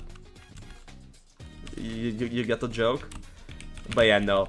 I genuinely think, like, COHB, if you were there for COHB release, you know why it's so good. You will know why it's so good. Yeah, it was. Like, I would still recommend, whenever the fix stuff for COHB gets done by Snook, I recommend checking it out if you haven't already. Don't expect it to be the best thing in the world. It's not the best thing in the world, because it didn't age the best. It has some floors that are bad. I think the lightning floor is a pretty bad floor, as an example. But it also, in my opinion, has the best floor in all of EToH. Like, I think Totem version 2, to this day, the only things that I think can top that floor are like the obelisk. Like, that's the only things that I think can top that floor. It was insane. It was insane. And I've always wanted to make like a video about events just so I could speak about COHB, because I feel like it gets shat on, because obviously it didn't age the best, but it's like, if you were there, you know how peak it is. You know. So yeah. Dude, I'm excited, because my running theory is, I think, unfortunately, the whole E4T storyline, I think it's scrapped. I don't think it's going to be continued. But I have a theory that because these events are small, they've been confirmed to be small, I think they're going to be setup events. I think they're going to be similar to like Halloween 2018 in a sense, where they set up like somewhat of a storyline. Same with like Halloween 2019, Christmas 2019. I think Halloween 2025 and Christmas 2025, I think they'll set up a new main villain. I don't think they'll have anything big with that villain, but I think they'll set him up, like reveal the villain's existence, and maybe have one more year of like a boss fight, and then like a big ass like finale event eventually. Like, I think there needs to be another event the size of 2020, but it can't happen without setup. There needs to be some setup, and Halloween 2024, if it was done, could have been great. Because there would have been setup for it, obviously. There was setup. There are only 2 events, but setup is setup. Like, I don't complain. Once COHB gets fixed, I really want to do a stream. Would y'all like to see a stream of me just playing COHB and, like, just basically glazing it until I beat it? Do you guys want to see that? Would you guys be interested in that? Because me, personally, I would. It would also help me write the COHB section for the script, so... yeah. Alright, perfect. Once it gets fixed, I definitely want to play it. It'll probably... I want to make it a weekend stream, too. I don't think playing COHB will be a filler stream. Yes, it's going to be a little short stream, but I think it's going to be cool. Just me glazing a tower for, like, an hour and a half. Like, what could possibly go wrong? But no, I also think COHB has the best win room in all of EToH. Like, I really don't think any win room has even come close to COHB's win room. It's like, it's such a good reward for reaching the end. And that win room I will speak a lot about of, because it is the most rewarding win room in all of EToH, in my opinion. It's really good. Like if you know the win room of COHB, you know why I think it's the best. I'm not gonna spoil it in case y'all ever want to do COHB, although I don't know if it teleports there anymore. But it's like, it's peak. It's really peak. Okay. Lock in. Oh, you know, TOTJ's cloud objects are cool. Another thing that I like about TOTJ, I loop fill it a lot, but it's always, like, kind of fun. It's not fun once you get to the 30-minute mark, but it is still pretty fun. It teleported you to the last one. Okay, perfect. What do I do when I'm angry and stressed? Yeah, talk about COHB. Yeah, exactly. That's basically the rundown. Okay. Yeah, separate game. Just like the fact that it is what it is insane. It was just such a good way to close off that whole arc, which is why I really want another event like 2020, but it can't happen anytime soon. I think we need to wait another 2 years. And I don't want it just because I want to go to the event. I want others to experience something similar. Because, like, I fell in love with the game because of Halloween 2020. Without it, I don't think I'd be playing it. I don't think I'd be as passionate as I am about it. And, like, I don't think I would have met, like, even Scowfex if not for fucking 2020 Halloween. And, like, I really want people to experience that again. I want people to know what it felt like back in 2020. Because, unfortunately, the truth is, most people who play EToH now joined after 2020. And I think they deserve to experience the peakness that it is. Because it is peak, you know? Okay. The Pumpkin Panic. You know what? I'll say it first. I don't even hate Pumpkin Panic. I remember fucking grinding it during online class instead of, like, actually listening. I still somehow got, like, goated grades because I'm, like, the goat or some shit. But, like, it was fun. But yeah, no, like, Pumpkin Panic took me a long time, but I still enjoyed it so much. I still enjoyed it so much. Delaying TLSDRs, I haven't gotten over TLSDR, bro. Okay.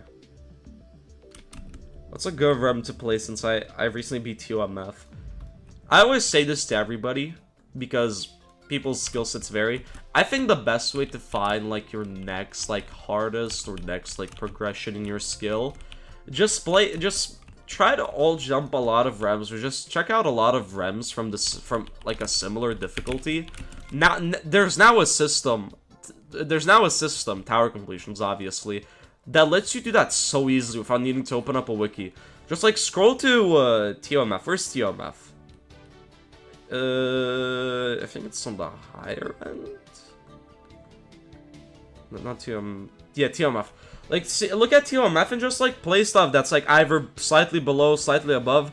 Just test some things out and see what works. That's what I recommend. Because it's, like, different people have different skill sets and different things that they like. So the best way to progress in the game is to just have fun with it.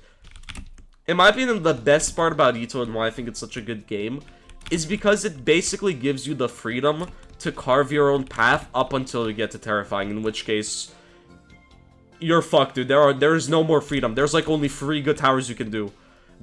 All freedom is lost once you get to Terrifying, basically.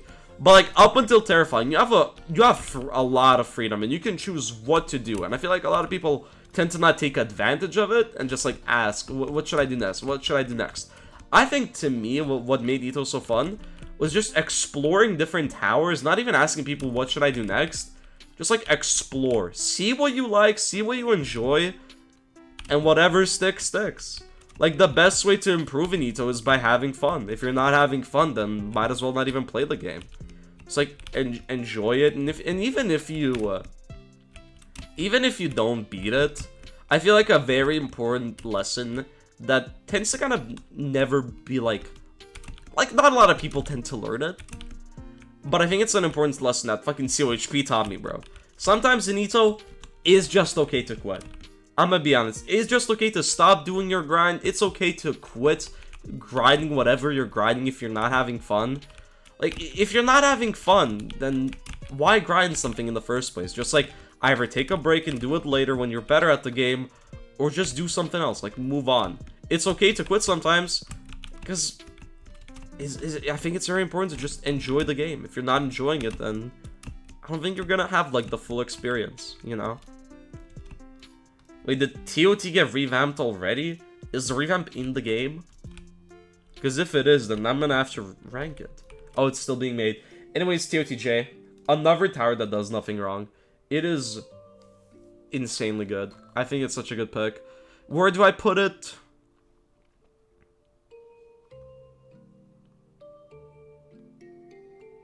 I'll put it top of S-. I don't think it reaches the quality of TOAI, but I think it definitely surpasses, like, S1B. I think it's really good. I think it's S-. I don't think it does many things wrong, and it does a lot of things right. The clan objects are so gimmicky, but they're used so well. they're using creative ways, and it keeps on building and building and building. I've already done Totem. I ranked it at S+. It's already here. And I've already accidentally completed it, so I did the monthly challenge, so. But yeah, TOTJ. I think it does a lot of things right. I think it does, like, the clan object's perfect, because the clan object just keeps on building and building and building, and it doesn't slow down. It doesn't get boring, because it keeps on improving and using itself in creative ways. And that's the best way to do a mechanic. So I think TOTJ goes hard. The music as well, the atmosphere, I think it's good. I think it's really good. Anyways, I'm not gonna lie, I fucking love this Insane. I don't know what the community opinion is on it. I've heard people love it, I've heard people hate it. Me personally, I adore it. I think this is TOCA, but for people that prefer more classic gameplay. It's TOCA Diet Edition. It's a more light TOCA, I think. And honestly, insanely, I might be a hot take, but that's just my opinion. The best first Insane. I think TOUH hands down, at least for me in my eyes, because it teaches you a lot of the fundamentals. I think it is the best first Insane. I don't think there's a first Insane that is a skill booster whilst also teaching you like stress so well. That's also like very low in difficulty in the game. I think it's been the best option for the longest amount of time. I love it. It is a bit buggy with the honey blocks. I don't know if they've been fixed, but yeah. Which is better, the doghouse or biomes? I think, well, it's both. I'm not the biggest fan of. I'm not the biggest fan of those events. I think doghouse beats biomes, mainly because I feel like biomes has a lot of towers that are kind of just impossible and like stupidly difficult, and I did not help that case by making Miku. But it's like, I really like April Fool's events because you can basically beat everything if you just have like an extreme skill level, basically. And I feel like, and everything is basically possible if you just like put the effort in, with the exceptions of like maybe Tower of the Baby, which is fucked up and evil. But like I think the doghouse continues that charm in a way where it's like everything is doable, everything is simple, and everything feels confined. I feel like a lot of things are more memorable than they are in like biomes, because there's like not as much biomes. The main issue of biomes, I'm gonna turn on this button because I'm on 144, so it's not as consistent.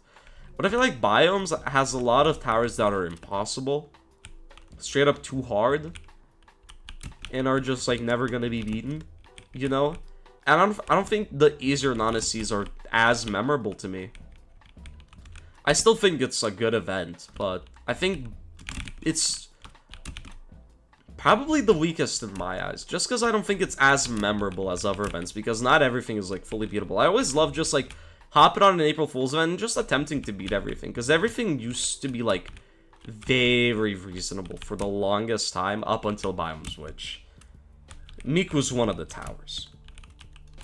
Like, we threw reasonable out the window with that one. I'm gonna be honest. Okay. But yeah, no, I personally think, to me, how I would rank April Fool's events, weakest biomes, second weakest terrain world, then biomes, then Fool's Ring 9, then probably, what else are there? Or is it the one that I think is number one? Because I'm trying to remember. Oh yeah, okay, I remember. I'm gonna go from worst to best. Worst, I think, is Terrain World. Then it's Biomes. Then Fool's Ring 9, because obviously it started everything. Gotta give it some extra credit. Then Doghouse, and then the fucking GOAT. The fucking I think it's called something otherworldly. Something otherworldly, bro. If you didn't play it back in the day, you missed out. It is hands down the best April Fool's event. I don't think it's even close at all. It is phenomenal. Oh shit. Something otherworldly was insane. Like Sillygoober, Citadel of a Bug's Life, those two are so fun. Like, yeah, I'm a Sillygoober hater, but it was so fun to grind. It was really fun. It was like a trip down memory lane. And COBL is the best April Fool's thing inside of EToH, in my opinion. I don't think anything else come close, personally. Okay. Lemonade, Lala, Lemonade, yup. My fucking goat. Okay. It's not one of the best Citadels in EToH. I think we're going a bit too far. It's good, but it's not that good. You know? Okay. I really like how the honey blocks are used, by the way, in the TOUH.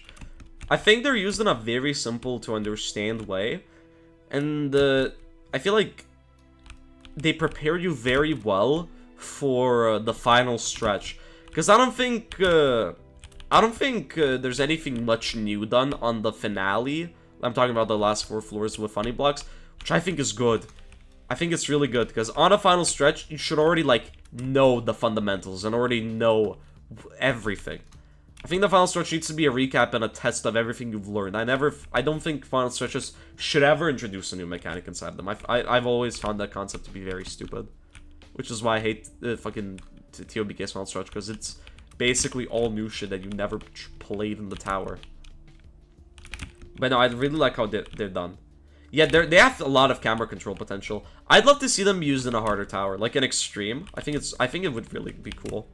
And the fact this is also like based off of a Minecraft tower, and it's honestly pretty accurate as well. I think that honestly adds some like coolness points to it. Like it's based off of something and it's done in a pretty cool way. It like kind of gives light to a very like small and niche community of EToH. And one thing I really also love about EToH that I don't really speak much about is how you can have so many like niche different communities inside of EToH, and you can just always find something to do in EToH. Like if you want to do speedrunning, you can speedrun. If you just want to play casually, you can play casually. If you want to go hardcore with SCs, go to fucking POM. And if you want to like just have hard as fuck endurance challenges, there's tower rushes. And even if you want to take stuff off platform, there's like the Minecraft EToH community. There's like so many niches that I think, and I love that because there's always gonna be something to do. There's building as well. If you want to replay towers, you can also replay towers like I'm doing right now. And yeah, I think it's cool that there can be so many niche communities, and I don't want to say pretty, okay, well it's not that niche. It's more so like just different communities. I feel like I've worded it wrong. Okay. The best monthly is Toadie, hands down. I don't think it ever will come close. I don't think there's a tower that can be, like, in the whitelist that's, like, actually considered for monthlies that's better than Toadie. Maybe in the future. Once some more recent towers get outdated. Maybe in the future, but as of right now, I don't think, unless I'm forgetting something, I don't think there's anything. Okay. This beating TOH in 40 minutes quick or slow. I don't know. Me personally, I don't really look too much into whether I beat a tower quickly or slowly. I just want to try to have fun. Okay. Lock in. Oh, for fuck's sake. I'm really doing bad, by the way. Like, I am actually selling insanely badly. I don't think I've ever done this bad on any run I've ever had on TOUH. Like, my ass is cooked on the final stretch. Okay. Yeah, modifiers get removed from the game. I think that's a good thing. I think modifiers were a very undercooked feature that released very early. It feels very rushed, very unfinished. It had a lot of potential that wasn't met. And I personally think if modifiers come back, and I think it'd be cool if they come back, I hope it's a different system. And I hope it's finished, and I hope it's something they can apply to all towers, and then stuff can just be added later on. I think what they should do with modifiers is have like a point system. Like, you know, modifiers already gave points, but have like a global leaderboard of points. And it's just like, now EToH has like another like way to play it, where you want to maximize your points, do the hardest possible combination of modifiers, so you can be on top of the leaderboard. It can have individual leaderboards for towers, areas, and like a big overall leaderboard. I think that would be very cool. Like, there'd always be something to do and always something to strive for, and there could also be, like, rewards for that. I wanna make a video suggesting that, honestly, because I feel like modifiers are a good system that was done in a very bad way, but I think they could work in the modern EToH. I think they can really, really go hard. Like, if they make a competitive leaderboard, That'd be sick. Like, I think I would love to see a leaderboard in EToH personally. It'd be really cool, and that's like the perfect way to do it. Because obviously, modifiers are not gonna like. There's gonna be stuff impossible. It's gonna be impossible to fully maximize everything, but people are gonna try to. And I think it should only count points for the hardest like stuff you've beaten. Like for example, if you beat like a tower and you get 500 points from it because of like the modifiers, that is the PB, and your points only update if you beat that PB on that tower. So it's like you have to go for harder modifiers if you want to go higher on the leaderboard. That's either individual or not individual. Like doors modifiers, and just like, yeah, make it, oh, for fuck's sake, make it a global leaderboard. I think it could work so well. Like, really well. And it's like a cool little end game, like, it has potential for, like, end game players, you know? Because once you, like, beat everything, what else is there to do? There's nothing. And that could give you something to do. Like, it adds so much replayability to you. I must suggest that, actually. After this, I'm gonna DM Dark with this idea, because I actually think it'd be sick to see in the game. Like, even if bro says no, I might as well suggest it, why not? Because I think it'd be really fun. I'd love to see something like that in the game. Like, anything that adds, like, basically infinite replayability to EToH, I'd love it. Because there's also, like, an extra challenge. What combination of modifiers could I do to maximize points and get more points? Because some combinations will be impossible, and they will not be doable. So you have to maximize what's doable and what can I pull off. And with some modifiers, easy towers could really become like kata difficulty.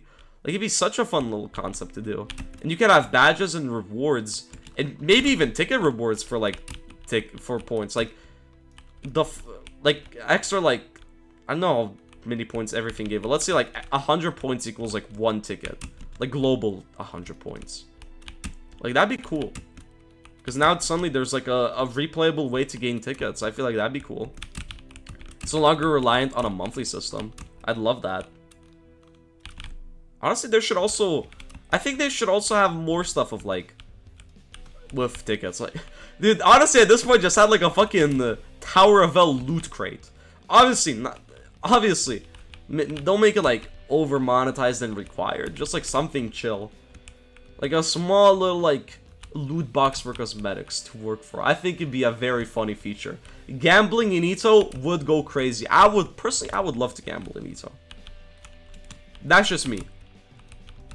Nah, y'all say it's a bad idea, but it would low-key be fun. I think it'd be fun. It's not the best idea, but I think it'd be fun. Or an EToH item shop. Because the current shops, I'm not gonna lie, they're not that good.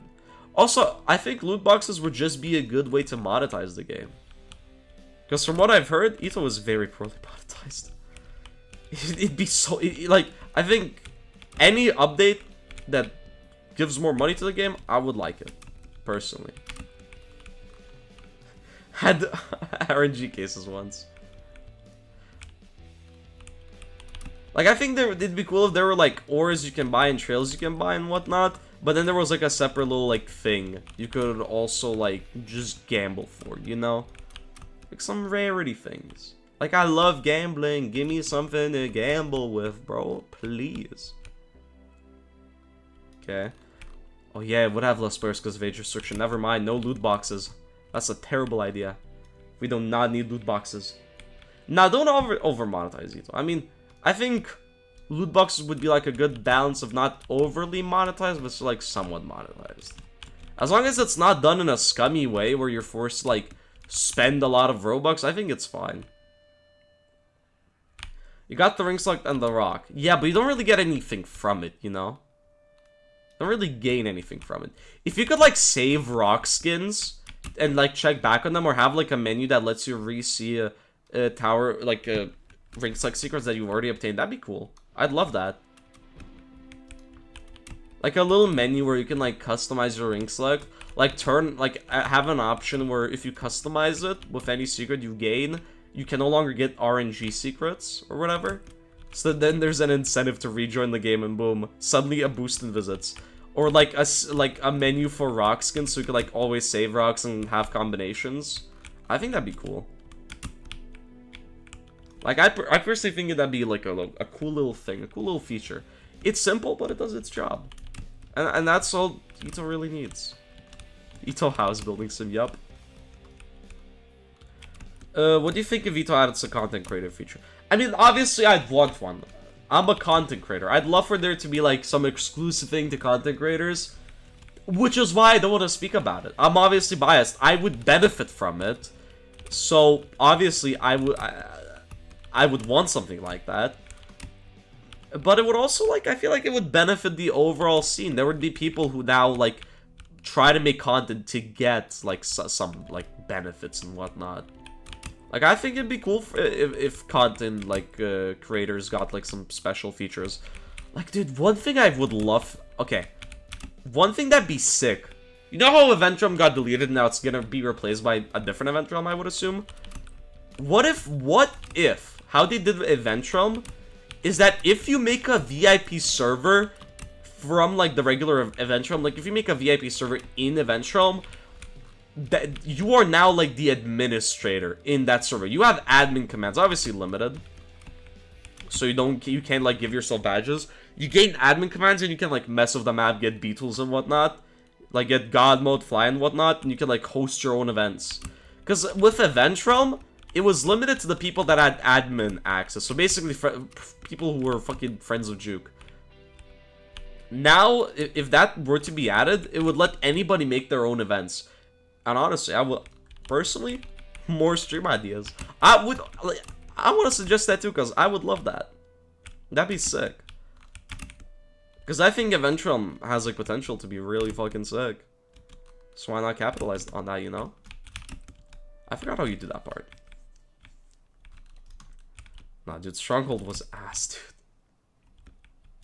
But no, I personally would love that sort of thing. Because then it would also give more of an incentive to buy VIP.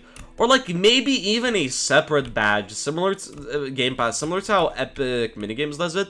Where VIP servers, they used to cost Robux. Now I think they're free. But there's, like, a separate Game Pass where you can have, like, commands in your VIP server. Or select minigames and whatnot. Having that in EToH, like, a separate Game Pass for admin commands and personal servers. Like, a little add-on, small-ass DLC. I think that'd be cool. Obviously, it wouldn't be the best. Like, it would be, like, one cool way to monetize the game and whatnot. It wouldn't be the best, but why not? Okay. Nuke all servers Game Pass. That'd be terrible. That'd be really bad. Okay. But no, I want to suggest that idea too. Because Loki would go hard. Okay. Easy mode. Nuke the server Game Pass, like, that's rebuyable. And you can, like, nuke the server for Robux, so you can, like, ruin all events. That'd go hard. Can't wait to ruin an event. Okay. Oh, EToH was also cool. I liked it. Although, I don't know why the fuck that one tower gave you a badge. I'm gonna be honest. Good riddance to that tower, because I don't think it should give you a badge. The fact it gave a badge was a bit silly. I think as an extra challenge at school, as something that gives a badge, though, nah, we're pushing it. What happened to TOET badge? I told Adamir about it, and Adamir deleted it. Because I was like, this should not give a badge, bro. Because if this gives a badge, SPOAD gives a badge. I think it was right after... I think it was right after my stream. I told Adamir, bro, why does EToH have a badge? I was, like, complaining and shit. And bro was like, yeah, you're right. Why does it have a badge? And Booming was gone. I also witnessed Adamir delete Poisonous Lake, and that was, like, top 10 experiences of my life. Fuck Botoad, bro, and fuck his fake-ass ARGs. Okay. Oh my god. Oh my god. But yeah, it's a banknotes copy in EToH, basically. That's what it was. Okay. Easy mode. Unlock the fuck in. Easy. Okay. But no, I'd love for the new Event Realm to have a system like that. Because, dude, hosting my own events. Dude, I could make a Miku event. I recreate Miku, and first person to beat Miku gets 10 bajillion Robux. Now that would be tough. Oh my god. Okay. So I'm really bad at this. Oh wait, I still had high jump. Apparently... What is Tor? Oh yeah, no, Taurus, from what I've heard, aged pretty badly, yeah. But it's like, who cares? He can still get in game, you know? He can still, like, there's a chance. Okay. I'm on 14.4 FPS, so that's like a free jump. Anyways, this is why I love the tower. I think this is one of the best final stretches in all of... Okay, I've had a fail just like that, unironically. I think this is one of the best final stretches in all of EToH. Honestly. I think it pulls it off so well. Like, it's... You would not think that an insane tower with a 4-floor-long final stretch would be fun. But it damn pulls it off really fucking well. Like, it's insane. It's surprisingly very fun.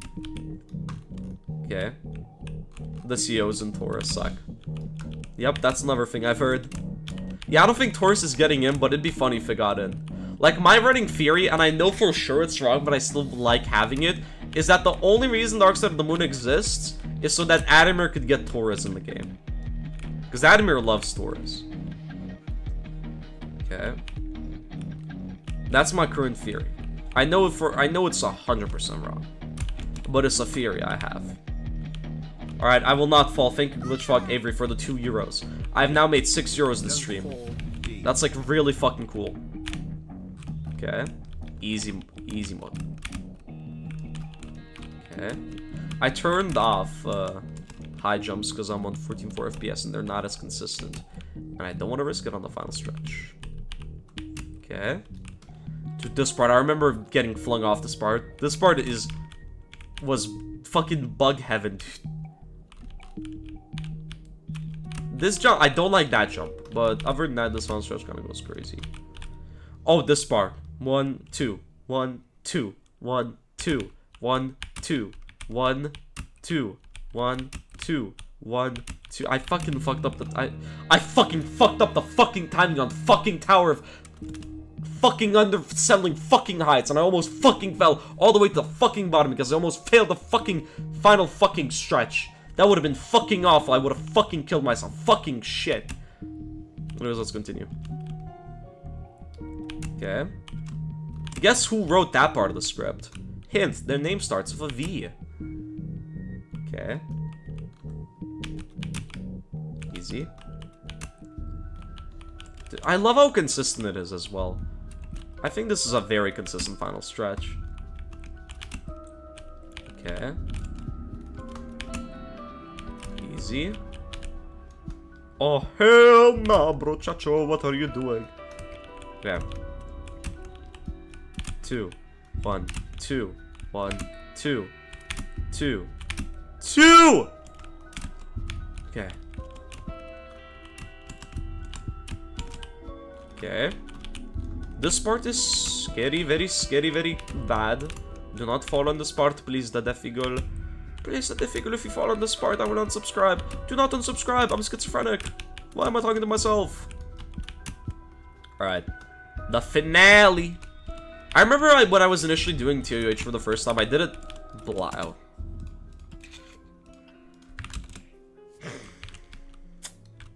That's like the worst way to fail. I think I'm the first person to ever fail that. I could place a bet that I'm the first person to fail that. Who the fuck would fail? Oh my god. Anyways, I remember when I was first playing this, like, fully blind. Okay, fuck. I remember when I was first playing it fully blind. I got, like, with no practice whatsoever, this was what I failed. I failed this walk. It was so funny, and then I beat it 2 tries later. Oh shit. You know, even though I failed, I still had fun. Like, I wouldn't mind rebeating it, but I'm unfortunately on a tight time crunch, and I just want to get it. Wait, what is that? Oh, it's a lodge. I'm stupid. Okay. Yeah, top 3 club farm. Fucking hell. But yeah, no. Thank you, Cheto guy, for subscribing. I appreciate it very much. I'm sorry if your name is Hito guy and I mispronounced it. Alright, this final stretch, the finale of the final stretch is so tough. I love how it's done.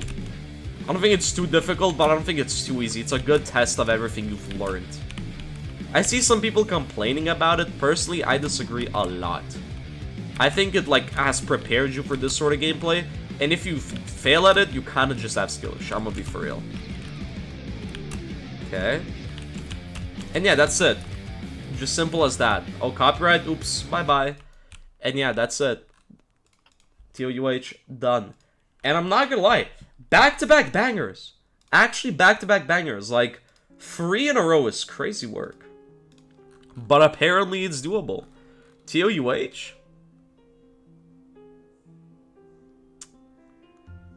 I'm gonna put it above TOVS, below Tower of Oblivion. I prefer TOIB over it. Like, I love TOIB. I will always blaze TOIB. I think it's, like, one of the few good towers already made. Why am I saying one of the only few? Because the only other one I remember is TOTB. And that shit is not making it out of F tier.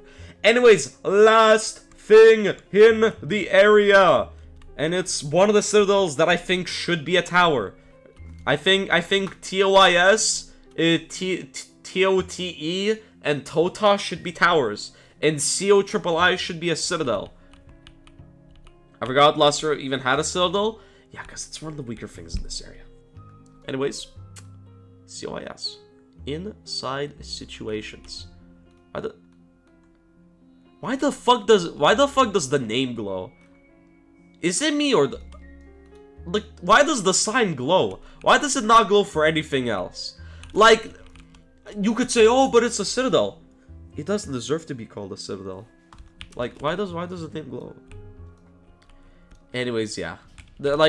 I was like a defender of COIS at first, but then I realized, holy, this is shit. Does it glow for every citadel? I've only noticed that now. That's my first time noticing the name glow ever. That's a cool little trivia fact. I'm putting that in next EToH Jeopardy, whenever that happens in 2028. Okay, lock in. The best citadel. I think this is gonna be the only citadel on tier list so far that's gonna go below, like, B tier. Okay. Oh, Toka's name glows? Yeah, but Toka ain't a citadel, you know? I missed something. The fuck did I miss? Am I soft locked? Is this citadel broken? Can I just give it F tier? Can I please just give it F tier? Okay. Oh, that's why it glows. Huh. Did I get soft lock? Am I allowed to skip this? Am I allowed to skip this citadel now because it's impossible to beat. I cannot beat it. I'm pretty sure it's bugged. Oh, it's because I didn't get the key. Duh. That's stupid. That's stupid. That is really stupid. Imagine that's how you lose your tower run because you didn't get a key that's really hard to see because if I was zoomed in, you go into that room. That's kind of stupid. Is vertical mobility worth it? Up to you. I feel like the only reason you would really buy vertical mobility in the modern day is to explore lobbies and to just support the game. Because I'm gonna be honest, there are so many alternative ways to practice EToH that are honestly even better than VM, aka no clip in other games. So like, if you want to buy VMs strictly to practice, I wouldn't recommend it. But if you want to like do it to explore lobbies, find secrets that are otherwise inaccessible, and just like support the game, then do it. But otherwise, I actually just don't recommend it. I don't recommend it. Okay, lock in, go over here, and go. Oh fucking hell. Top 5 stupid moments. My number 1 stupid moment was TLSTR. Okay. God damn it. Lock in! Let me in! Okay. I'm a VMer. I VM everything too. My hardest non-VM tower is actually Thanos Tower. Everything after Thanos Tower I VM'd. Cause like I VM'd TOUA, I VM'd everything, you know? Actually, no, I think I VM'd Thanos Tower as well. No, that means my hardest non-VM tower is Tower of Madness. Yeah, that's the only tower, that's the tower I chose to buy VM after I beat, and then I just cheesed everything. I have VM in my inventory. Let me get that out. Okay. Okay, this part is cool. I like this part a lot. I think this part is so cool. I like the way it's done. Unfortunately, that's where all the coolness ends. And that's really sad to me, because I really enjoy how this tower, like this part of the tower, or the citadel. Well, it's basically a tower. I really like how the buttons and the maze is done. It's a really cool concept. Unfortunately, though, that I don't think it does anything as creative further on, which really fucking sucks. I hate it when, like, some classic towers have, like, a really cool section that's, like, very creative, and then for some reason it just chooses to, like, not have anything creative afterwards. It's the worst trope ever, I swear to God. I don't remember anything about the citadel. Yeah, neither do I. All I remember is this maze, and that's it. They need to make a challenge, be it a citadel that's actually secretly a tower, or a tower that's secretly a citadel. And the only doable things are Qezarity, Coat, Kota, and III. I will forever have those opinions, because the noob extension is not a floor. It will never be a floor. Anybody who says it's a floor has been brainwashed. Kota is a tower. And if you disagree, it sucks to suck. Is Lost River tough? Hell no, it's one of the worst suburbs in the game. But it has 3 really good things, so that's cool. Honestly, I'm glad I left the REMs and the SC for this stream, because now I ended up enjoying the stream a lot. Okay. Pretty sure they added a frame around the Megafun obby to make it a floor. Are we dead ass? Is that really what we're doing? Are we fucking dead ass? Now, out of spite, out of fucking spite, now I'm not calling it a citadel in my life. Like, now it's out of spite. Cause, like, fucking hell, mate. Like, technically, yes, it's a floor now, but out of spite, I will always call it a citadel. Out of fucking spite. Well, Tosaps isn't a citadel, because it's purely decoration, that one box. It doesn't count unless it's like, it actually has like gameplay and whatnot. Eagle double Jeopardy when I'm waiting. Oh, that was like a full-on joke I made. That's not real. If you believe that, that's really concerning. You shouldn't believe everything I say online. Okay. What about Togla? Togla is a special case where it's really shit. Togla is like just really bad. I don't know. I mean, technically, when Togla was made, there wasn't a rule about only one floor being able to have a 300 by 300 floor. I don't even know if the rule about 300 by 300 floors existing, like only one being able to exist per tower exists. Can you still make one singular 300 by 300 by 300 floor in EToH, or has that rule been abolished? How does it work? Because that used to be a rule. That's why TOGD exists. Okay. I mean, if the windmill tower got to do it, then I guess it still exists in some form. Okay, luck in. Well, yes, technically by diameters, it's 45 floors. Technically speaking, based off the rulebook, it is only 10. Okay. I mean, with Togla, or freaking, I almost said Nogla, bro. Togla. With Togla, it's weird, because it's like, you could technically count them as outsides, except they just have a little frame around it. I'm pretty sure there is a rule that a frame can extend, like, for like 100 studs out, like, of the main frame, or 300, I forgot. Like the gameplay and whatnot, or was it decoration? I forgot. But I've heard about such a rule. Okay. Where do I go? Over here, I think. Actually, I think I still remember the path to this maze. Then you go, like, over here, down to here. Oh, yeah, I remember the maze, but I forgot that there's a button. What the fuck is TOWR? And why have I never heard about it in my life? Okay. TOK is a citadel with need crossing. That is wrong. I disagree fully. What even are the tower submission rules? Because I have no clue at this point. Let's go. You know what my favorite tower submitted to EToH is? It's gotta be Yuri Tower, dude. Like, I cannot believe it failed review, man. Like, shit sucks, bro. Nah, but imagine making a clearly joke tower, submitting it, getting warned, and then leaving the server because you got warned. Like, what did bro expect? Like, shit's fucked up. Okay. Oh no, if Juke was still owner, Yuri Tower would have gotten into the game. It would have been added to Ring 1, matter of fact. Right next, it would have been added there. Right next to Toast and everything. It would have been part of the Ring 1 gang. It would have been the Tony. It would have been added instead of Tony. Actually, it would have been the Farcanster replacement. That's what it would have been.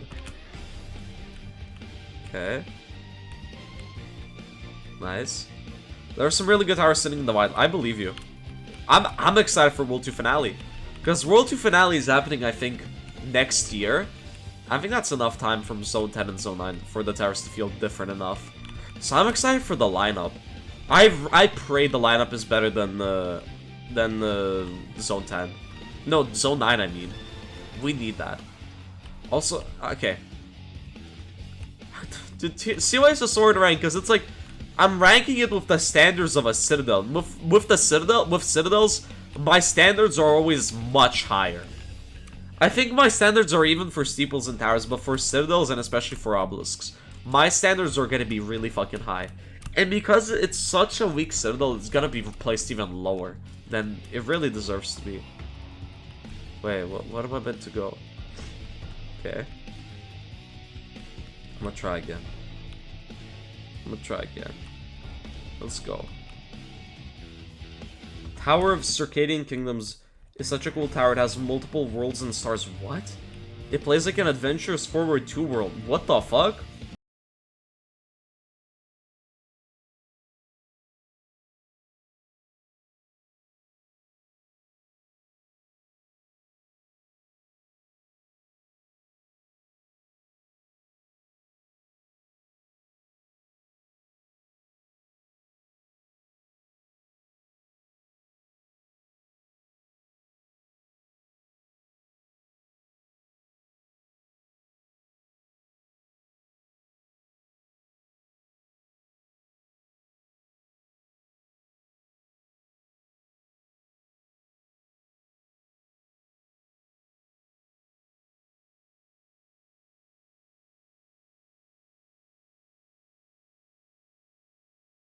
Okay. Nice. I'm locked in. I'm really locked in. If you make every floor stick out by 75 studs, it's basically a Citadel. Well, no. The rules say it's not, so... It's not, you know?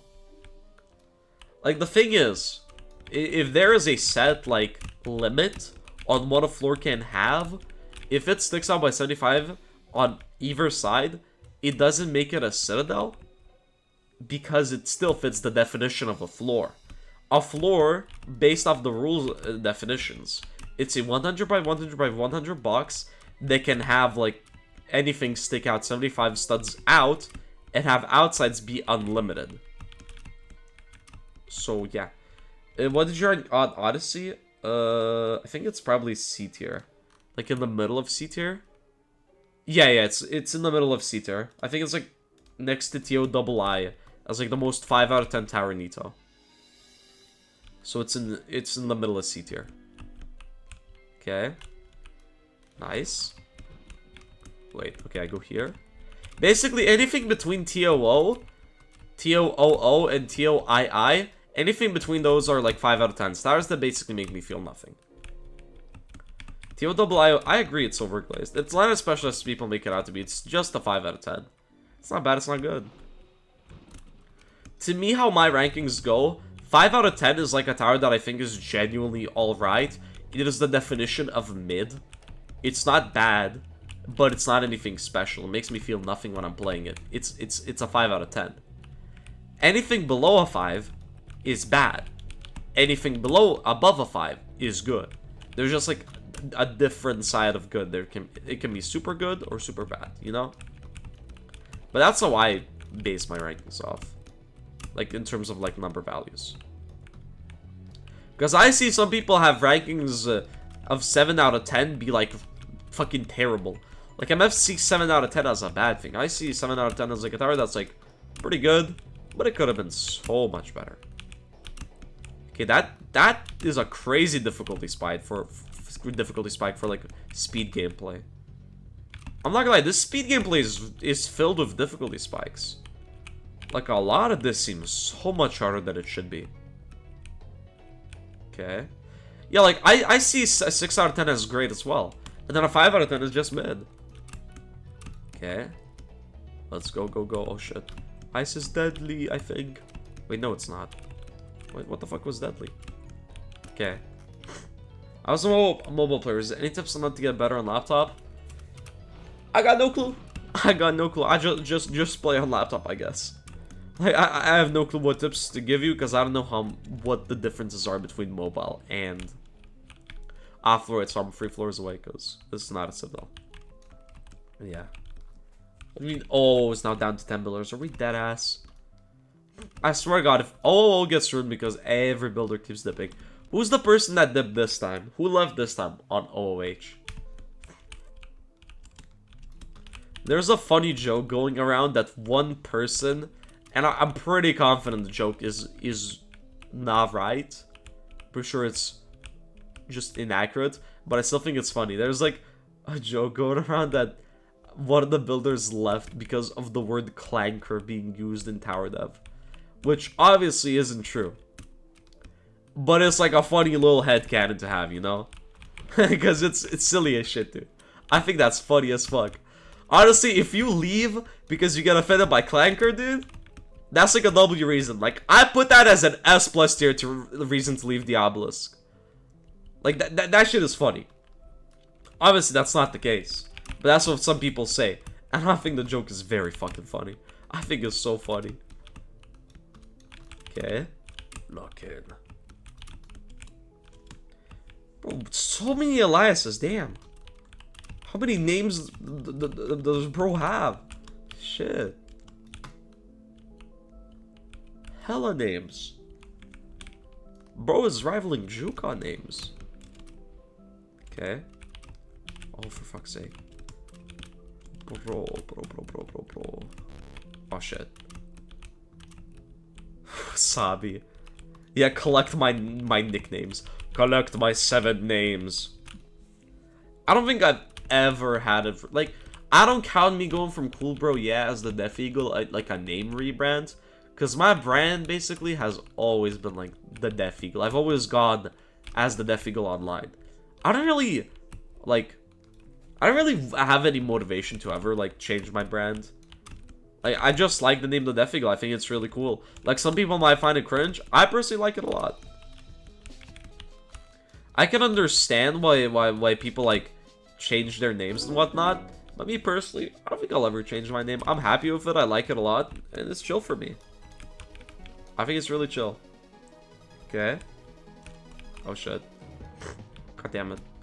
Because Volk School. What the fuck is the Volk Mind Virus speaking about? Okay. What's the backstory to my name anyway? I don't know. I just thought it sounded cool. That's it. Like, there's no special backstory to my name other than I just think it sounded cool. You know? Like, it's as simple as that. I just think I like eagles. They're my favorite birds. Potentially my favorite animals. And the Deaf Eagle just sounds tough as shit. Like, some might say it sounds corny. And if you say it sounds corny, good for you, man. I think, personally, it sounds tough as shit, dude. Toughest name in Lithuania. Okay. Fucking hell, man. Yeah, I think the black floors of COIS are really bad. I've never enjoyed the black floors in COIS. I think everything above 9, basically. I think it's boring. And the whole, like, thing of replaying floor 1, I don't think it's done in an interesting enough way. It's not racist. It's a coincidence that the floors are black. I hate them for the gameplay. Not for the color. I am colorblind, matter of fact. Favorite monthly tower? Toadie. Easy. Oh, shit. Okay. I loop filled the black floors for 30 minutes. Makes sense. Dude, some motherfucker made a message in Tower Dev. I forgot what it was exactly. I think it was, I think he tried, like, bro was, like, speaking about, like, destroying blocks in Minecraft and whatever. And bro said he accidentally almost said, like, instead of blocks, bro said he accidentally almost said, black. Which, like, how the fuck do you even manage that? The O and A could not be farther on the keyboard away from each other. Like, look at the keyboard right now.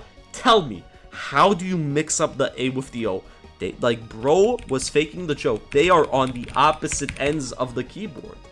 Like, they could not be any much farther away. Like, damn. Yeah, force of habit. qezarity keyboard. Even with qezarity, it's on opposite ends, I'm pretty sure. It's not even close. Yeah, just muscle memory. Yeah, that's what it seems like. It's just muscle memory, man. I think we know bro's true intentions. Right, dark found NAS floor, bro. Darker than dark, dude. Like, I don't think there's a color black that's darker than this. Like, this is as dark as it gets. I cannot see shit. Okay. Nice. I used to know somebody named qezarity. To be fair, qezarity is a sick-ass name. See, QWERTY wouldn't be a cool name. QWERTY just sounds like you're a fucking femboy. qezarity, though, is tough as shit. If your name is qezarity, you have a tough-ass name. Is this a motherfucking soft lock? No, it's not. Thank fuck. I was about to complain and shit. Okay. Wait, what? Is it a soft lock? The fuck? I have to go all the way around. No, QWERTY keyboards are better. But QWERTY as a name is not tough. Okay.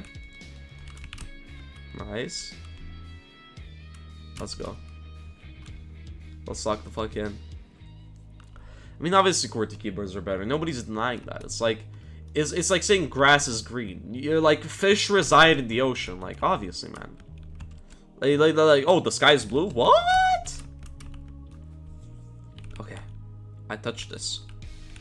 Then I push it down here. I failed to push it. Do I push it down here instead? Wait, or do I push it down on the ramp? I guess that works. That's not what I tried to do at all, but it works. So I don't mind. I'm not gonna complain. Alright. TOUD isn't that bad. What is this hatred out of nowhere? Like, I get if you said something like Todak, but TOUD, really? Like, you're tripping. Like, it's not the best tower ever, I admit that, but it's not that bad. I think it's like a B or C tier tower. It really is not that bad. Okay. Oh, shit, okay. No, I keep going the wrong way, I'm stupid. They call me John Idiot, by the way, I'm idioting all over these fucking towers. Okay. Thank fuck I'm almost... Oh, dude, I just realized next ranking streams, they're gonna be Ring 6! Oh, I'm excited for Ring 6, alright, dude. Ring 6 is gonna be tough. Ring 6 is gonna be fun to rank. Oh, I'm excited.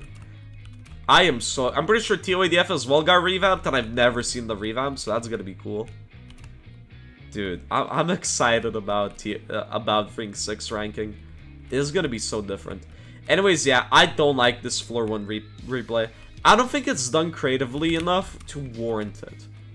It is quite literally the same exact gameplay with like minor differences. It's not that well done.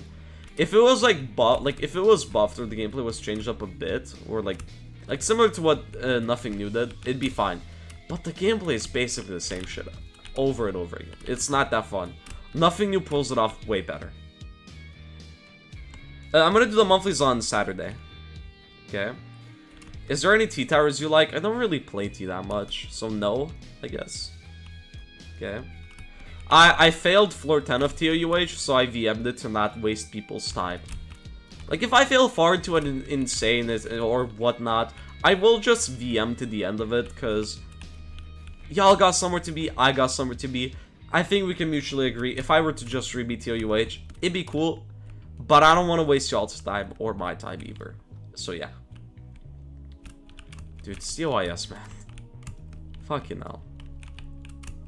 Like, this is on some, like, fucking furious chicken brawl levels of dragging it out. Like, this floor has no reason to exist other than to waste your damn time. Holy shit. Okay. Let's try again. Because why not? Holy shit. Oh yeah, I'm excited for COSR in Ring 6. Because COSR actually, like... It's the thing that aged the best inside of Ring 6, I think. It's not even close. It aged very well. Alright, is that it? Finally. Yeah. No. Get me out of this shit. Get me out of this shit. Fucking hell. Wait. Like, out of all the towers to end it off on, I wish it wasn't this Citadel. Because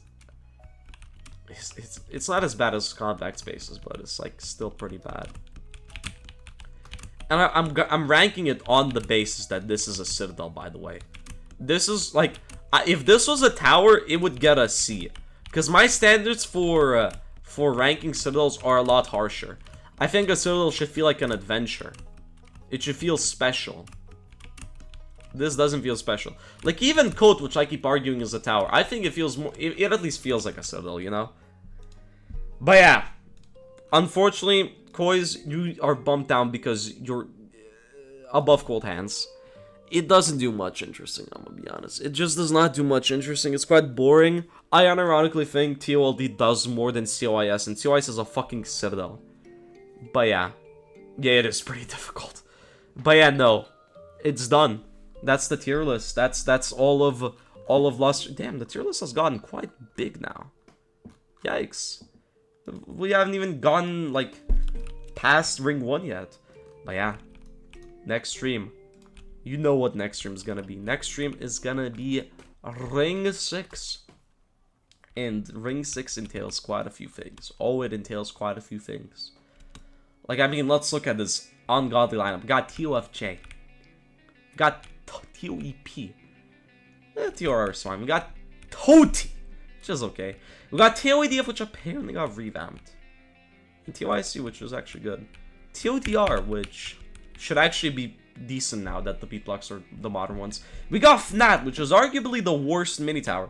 We got TON, which, good for him, I don't mind. We got COSR, which is pretty good Citadel. We got TOSM, which is an underrated extreme, I'd argue. I actually like TOSM. And then we got a potential F tier.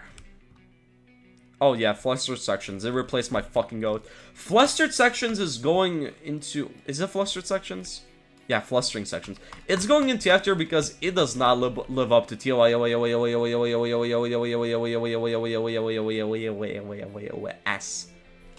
TOS would have gotten to S Bluster, by the way. But yeah. Anyways. Yeah, told you should have replaced TOS. But yeah, that's it. Thank you everybody for joining. I appreciate it very much.